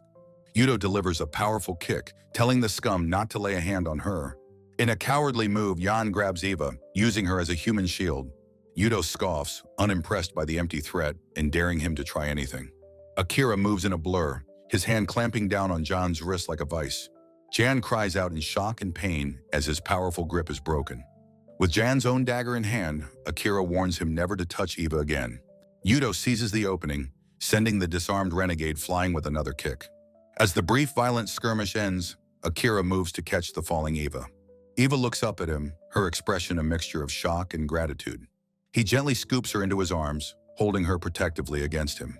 Seeing her bruised cheek, Akira panics, worrying over how much it must hurt. Overwhelmed, Eva can only whisper an apology for the trouble she has caused. Overcome with guilt, Akira prostrates himself on the ground before her. The two renegade vampires are bound and slumped against a tree, defeated. Yuto looks over the captured renegades, smugly declaring it an easy victory. As Yuto discusses what to do, Eva tells Akira to stop apologizing. Yuto watches the bizarre scene with a look of slight annoyance and impatience. He approaches, wondering what on earth Akira could possibly be doing now. Akira insists it's his fault for letting his guard down and causing her fear. Eva tells him not to blame himself, as she was the one who got separated. Yuto agrees it's Akira's fault, accusing him of slacking off during the mission. Eva tries to de-escalate, saying it doesn't matter since she is now safe. Akira admits that being prostrated to is actually more awkward and troublesome. She looks at him with genuine gratitude, thanking him for coming to her rescue. She admits that he is surprisingly strong, contrary to how he looks. Akira gets flustered by the compliment, waving it off with puffed cheeks. Yuto wonders why Eva was the specific target, questioning the kidnapper's motive. Eva pauses, a crucial detail suddenly coming back to her mind. She recalls her captors telling her to wait quietly until help arrived. Yuto realizes they were being lured into a trap, as Eva adds they left. The two boys stare in dawning horror, understanding they've walked into a setup. The two bound renegades suddenly convulse, their bodies dissolving into black ichor. Akira and Yuto look on, their faces etched with shock and terror. Yuto screams for everyone to get away from there immediately. A figure appears silently behind Yuto, a sinister smile on her face. Yasushiro notes with satisfaction that he carries the scent of the Varus bloodline. Yuto stumbles forward, a sword protruding from his chest, shocked at the betrayal. She kicks him to the ground, coldly stating that the weak are not comrades. Akira screams her name in disbelief, unable to comprehend what is happening. Yasushiro looks on, her expression completely devoid of emotion or remorse. A flashback shows her standing over Rui, having just killed him. She turns her attention to Akira, her gaze analytical and questioning. Akira stares back, wondering what kind of powerful bloodline she possesses. She gestures for him to come closer, wanting to get a better sense of him. She remarks that she cannot identify the scent of his particular bloodline. She asks him directly which bloodline he belongs to, a slight smile on her lips. Akira stands protectively before Eva, both of them tense and wary. Eva realizes with horror that this is the vampire who murdered her brother. A flashback shows her brutally killing Rui, admitting she toyed with him first. She stands before Akira, demanding that he answer her question now. Akira asks her why she would murder fellow vampires, her own kind. Yatsushiro merely closes her eyes, offering no answer to his question. Instead of answering, she lunges forward, her sword slicing across his shoulder. He collapses in a pool of blood as Eva lets out a terrified scream. Akira's face is contorted in agony from the deep, bleeding wound. She scolds him for asking a foolish question instead of answering hers. Suddenly, her eyes widen in shock as she is struck from behind. Eva kneels beside Akira, horrified by the severity of his injury. She pleads with him not to die, but he worries for her safety. He tells her he will act as a decoy so she can escape. Eva refuses to leave him, saying his plan is impossible in his state. Yatsushiro stands over them, an unimpressed and intimidating figure. She states that he shouldn't be able to name his bloodline. She reveals it's because he drank the blood without knowing what it was. She remarks that he was incredibly fortunate to have survived drinking that blood. Akira can only stare, completely baffled by her cryptic words. She offers to reveal the truth of the blood that flows through him. The legendary Mad King Nazari is revealed as the source of his power. Akira whispers the name in shock, recognizing the dreaded figure of legend. She mocks his clumsy attempts to wield such a legendary power. She notes that he has clearly not yet truly awakened to his potential. The point of her sword rests just inches from his throat. Yudo struggles to his feet, shouting at her to stop. He curses her for attacking a fellow Varus clan member so brutally. She coldly informs him that to her, the weak are simply targets. She states that fools must be taught a lesson before they are killed. She asks who his master is, her sword pointed at his head. A new figure steps in, revealing herself as his master's share. Yatsushiro's eyes widen in utter disbelief at the sight of her. Yudo too is stunned by the sudden and unexpected arrival. Akira cries out Liv's name, a wave of relief washing over him. Liv stands calmly, her colossal battle axe resting on her shoulder. Yatsushiro immediately drops to one knee, her head bowed in reverence. She greets Liv with a wide, respectful smile, saying it's been too long. She apologizes, admitting she couldn't even sense her powerful presence. She offers her condolences for Liv's lost arm and offers any help. Liv dismisses her offer, demanding to know if she is the mastermind. Yatsushiro kneels with a serene smile, confirming her twisted philosophy is correct. Liv stares down at her, her expression cold as she demands to know the objective. Liv asks where the girls are, while Yatsushiro claims she is saving weak vampires. Yatsushiro says the girls are cohabitating with vampires, but a captive shouts that it's a lie. The woman screams in horror that they are being treated like livestock for their blood. Yatsushiro maintains her calm, untroubled smile, completely ignoring the outburst. Liv declares that Yatsushiro's actions are the worst possible violation of their rules. Yatsushiro insists that her act of saving the weak is a sign of respect for Liv. Yatsushiro notes Akira and Yudo are injured, agreeing that the weak must be eliminated. Liv remarks that Yatsushiro has always been full of contradictions, which she readily accepts. Yatsushiro admits she has always tried to be like Liv, but finds it very difficult. She says Liv treats humans and vampires equally, but she herself is different. With a cruel smile, she confesses to finding everything weaker than her unpleasant. Liv's face hardens with contempt. She tells the weaklings she hates to just die. Yatsushiro rises, proclaiming that humans are merely food for the lower classes. Eva and Akira can only stare in horror at her monstrous declaration. Liv explains that this mission was meant to deal with the convoy attackers. Yatsushiro reveals that B-rank missions are usually forbidden for high-ranking vampires. Liv counters that with an A-rank like Yatsushiro present, she is also allowed to join. Yatsushiro smiles slyly, telling Liv that she has misjudged the mission's true rank. She lunges, declaring the mission is S-rank as her sword clashes with Liv's axe. Liv blocks the blow, sneering that Yatsushiro is a big shot for raising the rank herself. Yatsushiro presses her attack, boasting that she is now stronger than her former master. She taunts Liv about her missing arm, suggesting it's time for her to step aside. Liv effortlessly disarms her with a leg sweep, calling her attempt impossible. Yatsushiro grits her teeth, realizing she is outmatched until death in this world. Liv stands over her, stating that until death, the current rules are absolute. Miki runs towards the wounded Akira and the human girl, Eva. She arrives in a panic, asking if they are all right and calling out to Eva. Miki asks about the horrible injury, but Akira insists he is fine, unlike Yatsushiro. Miki sees Yudo's unconscious form and screams his name, but he tells her to be quiet. Mickey relays Liv's order for Akira to retreat, but he looks confused. The group watches the standoff, noting that Yatsushiro is Liv's own disciple. Eva urges Akira to run, promising him that everything will be all right.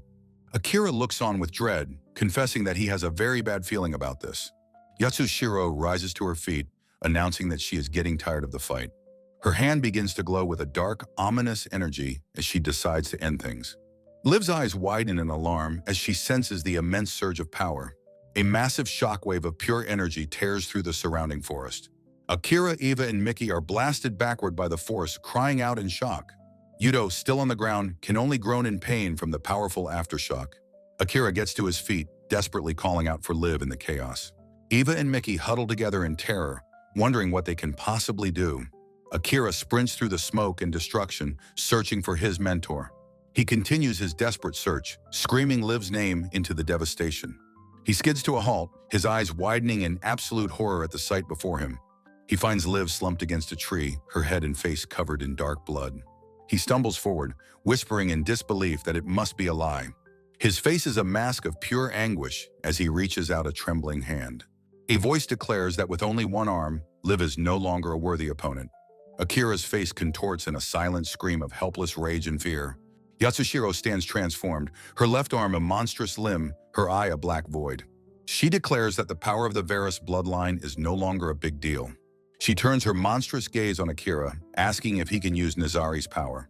Akira is stunned into silence, not understanding what she means. His own eyes have turned into black voids as he stands before Liv, awakened. A new chapter begins over a mountain vista.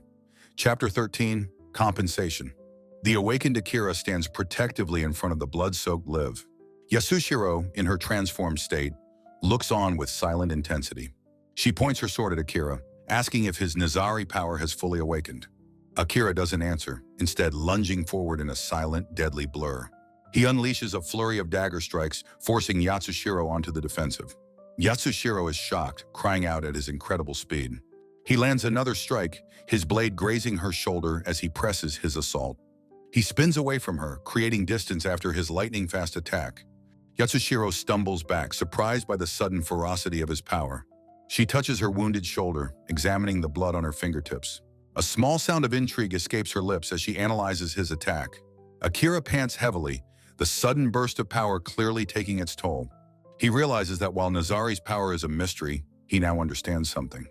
With a jolt of shock, he understands that he is not yet fully awakened. Yatsushiro notes that if he were awakened, he would have retaliated in kind.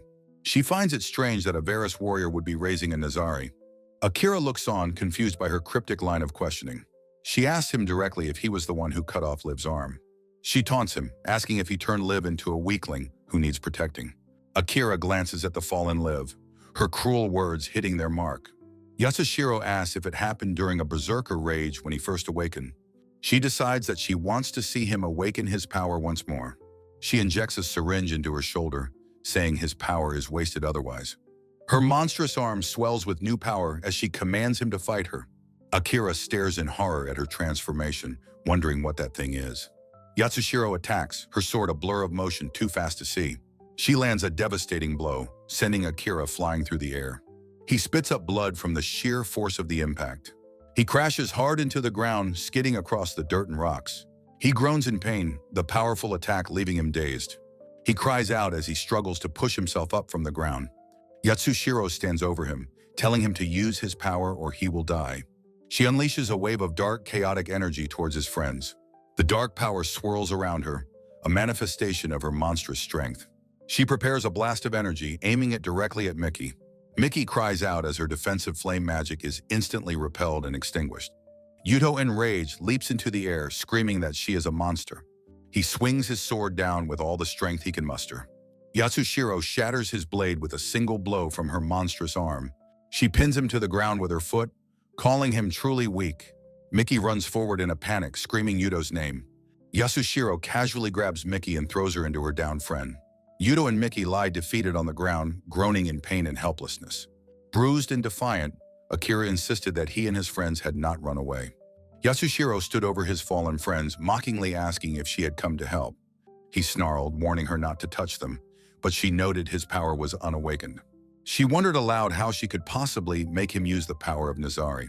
Deciding his friends might understand, she strode purposefully towards their unconscious forms. Her monstrous hands shot out, seizing both Yuto and Mickey by the throat. A cry of pure, unadulterated horror ripped from Akira's throat at the sight. He lunged, grabbing her shoulder and screaming for her to let his friends go. She taunted him, explaining that anger is what awakens a vampire's true power.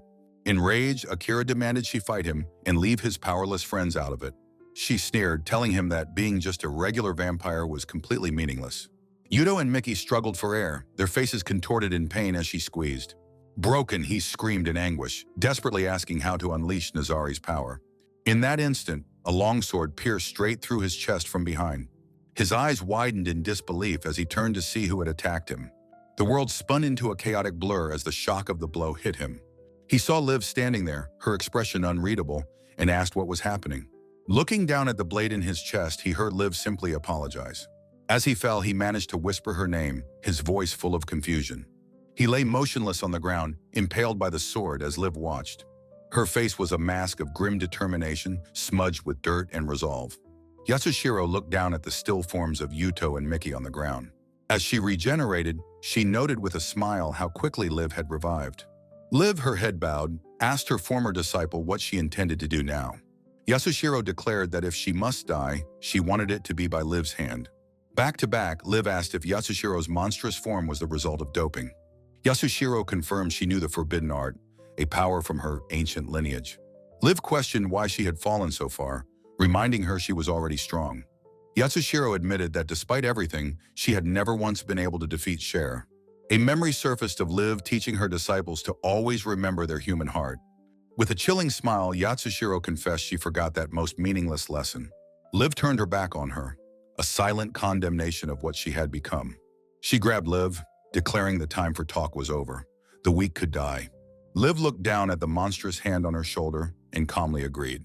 In a flash, Liv's own monstrously regenerating arm punched through Yasushiro's chest.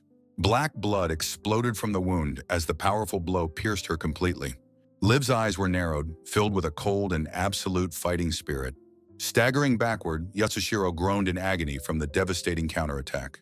As Yasushiro reeled, Liv offered a simple, almost casual apology for her action. From the ground, Akira rose, his body now fully transformed into a monster. Yasushiro stared in disbelief, wondering how it could be possible for him to change. Clutching her own wound, she demanded to know how he had managed to awaken. Liv realized with dawning horror that Yasushiro knew all along he was a Nazari. She recalled that Nazari inheritors were rare, and she had only met one before. Yasushiro taunted Liv, asking if she truly believed she could stop his rampage. The monstrous Akira crouched low, ready to unleash his berserk fury upon her. His taloned foot crashed into the earth, propelling him forward in a blur. He flew through the air, his elongated claws swiping at her with brutal force. The attack connected, and she let out a sharp grunt of pain and surprise. His arm morphed, the black appendage flowing and solidifying into a vicious blade. He landed gracefully, his arm now a perfect sharp blade of solidified black blood. The blade was a thing of dark beauty, wickedly sharp and dripping with power. She stared, realizing with shock that he had transformed his own blood into a sword.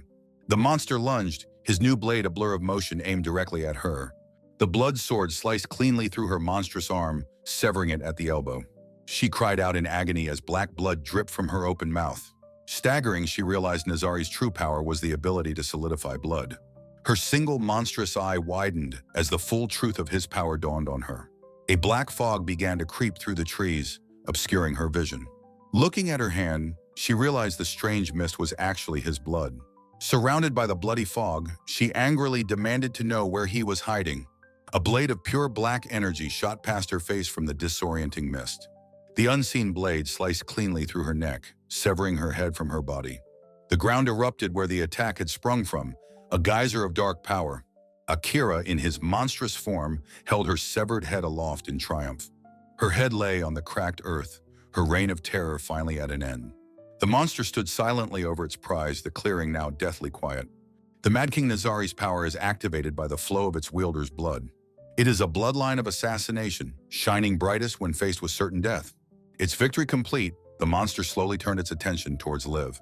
Its face was a terrifying blank slate, its eyes empty voids of pure instinct. It took a step towards her, its intentions completely unknown and terrifying. Liv's voice was strained as she asked Akira if he could recognize her. It let out a low snarl, confirming that the boy she knew was gone. Suddenly, the creature lunged, but not at her, moving past in a blur. Its face was a mask of feral focus as it bounded into the woods. With inhuman agility, it scrambled up the trunk of a massive tree, a final glimpse of its monstrous face before it disappeared into the canopy. It leaped from branch to branch, quickly vanishing into the dark forest. Liv stood alone in the silent, blood-soaked clearing, completely stunned. The night sky watched over the forest, a silent witness to the carnage.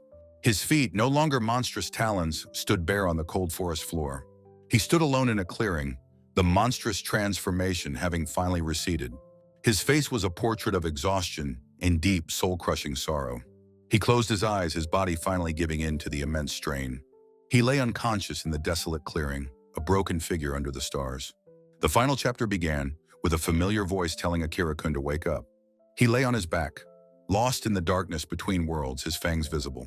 In a white void, Akina told him he couldn't just sleep in a place like this. He replied that it was fine, that he didn't mind staying here at all. Leaning closer, her voice full of concern, she asked him what was wrong. He was tired from fighting, he explained, but she insisted it was too dangerous. He lamented his cursed bloodline, wishing for an easier, more peaceful life. Sitting up, he looked to her for guidance, asking what he should do now. He looked down, seeming to accept the harsh reality of his new existence. She offered her hand, her voice gentle as she told him it was time to go. As he took her hand, she urged him, her voice now firm, to get up. His eyes fluttered open not to Akina, but to the worried face of Eva. He was back in the real world, looking up from where he lay on the ground. She cradled his head in her lap, whispering his name, relieved he was awake. Akira lay dying, wondering why he was still conscious when he should be dead.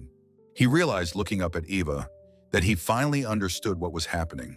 He smiled faintly, telling her he was just glad that she was unharmed. Crying, she asked what he was saying. He was the one who wasn't safe. A sharp pain shot through his body as she held him in her arms. Panicked, she told him he would bleed to death and carefully lifted him up.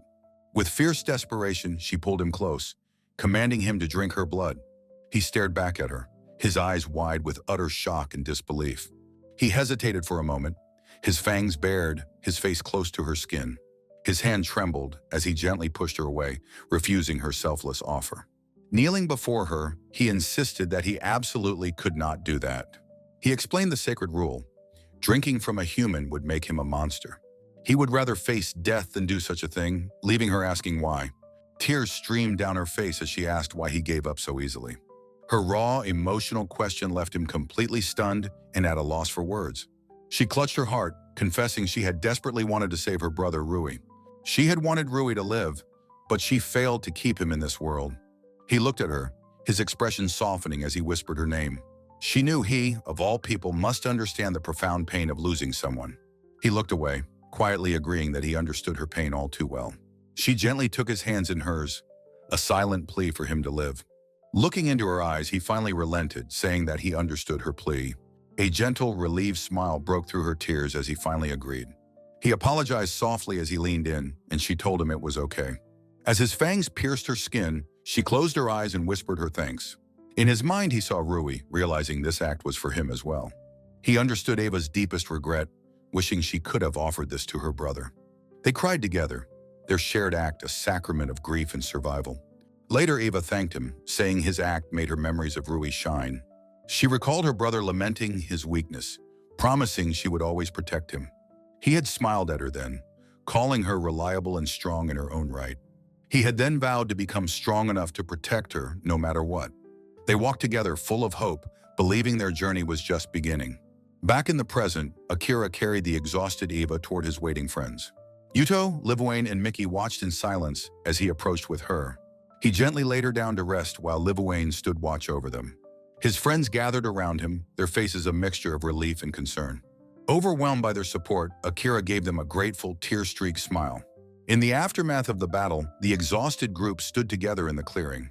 Sometime after that first mission, Akira finally made a difficult decision. He found Eva and offered to return the handkerchief she had lent him. She told him to keep it, though he insisted that he had washed it. She teased him, saying a crybaby like him would surely need it again. She then turned back, remembering something important she needed to say. She smiled, telling him that while Rui was weak, he was never a crybaby. He watched her and her friends laugh, feeling a moment of profound peace. A new resolve hardened in his heart. He knew what he had to do. His announcement, however, was met with shock and disbelief from his friends. Mickey couldn't believe it, asking why he would go on a journey alone.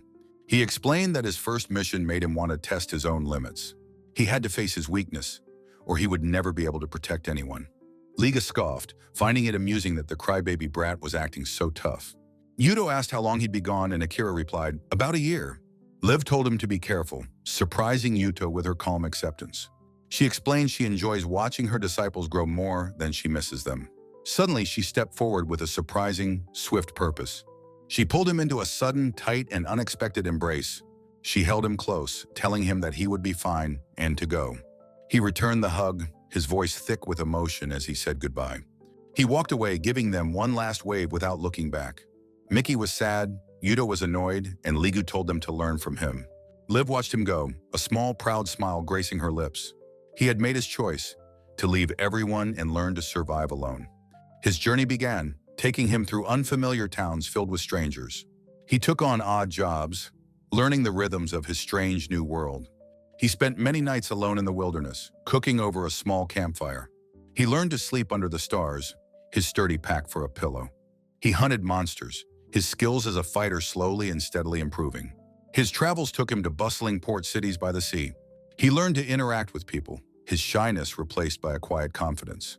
He also learned that not everyone was friendly, facing hardship along the way. But he learned to win them over, finding camaraderie in unexpected places. He found purpose in small acts of kindness, like helping the elderly. He ate simple meals, earned through the sweat of his own brow. He spent countless hours in solitude, contemplating the path he had chosen. He occasionally joined other adventurers, honing his skills in the heat of battle. He fought alongside new allies, learning to trust and rely on others again. He grew stronger, capable of taking down massive beasts with his new power. But victory often came at a price, leaving him battered and exhausted. He learned to accept help, allowing others to tend to his many wounds. He took moments to rest, his body and spirit weary from the constant struggle. He would take out a vial of blood, his necessary lonely sustenance. He drank to survive, a constant reminder of the life he had left behind. The empty vial was a symbol of his solitary existence in this world. Sometimes the exhaustion was too much, and he would collapse, completely spent. One day as he rested, a mysterious figure approached him. The man stood over him, his presence calm and commanding. Akira showed him his arm, a silent question about his untamed power. The man smiled, then showed him how to shape his blood into blades. Akira stared in awe, realizing he had found a new mentor. He traveled with this new teacher, learning to control his dark bloodline. 2 years passed, and he sat by a lake, reading a letter from home. It was from Mickey, asking if he was well after 2 long years. She asked when he was returning, scolding him for his long silence. He apologized to Mickey in his thoughts, then thought fondly of Liv. He imagined Liv's request for Sakya, Yuto's teasing, and Ligu's grumbling. He chuckled to himself, realizing his friends hadn't changed a bit. The letter mentioned a big mission. They were waiting. It was time to return. He smiled, a new confidence in his eyes.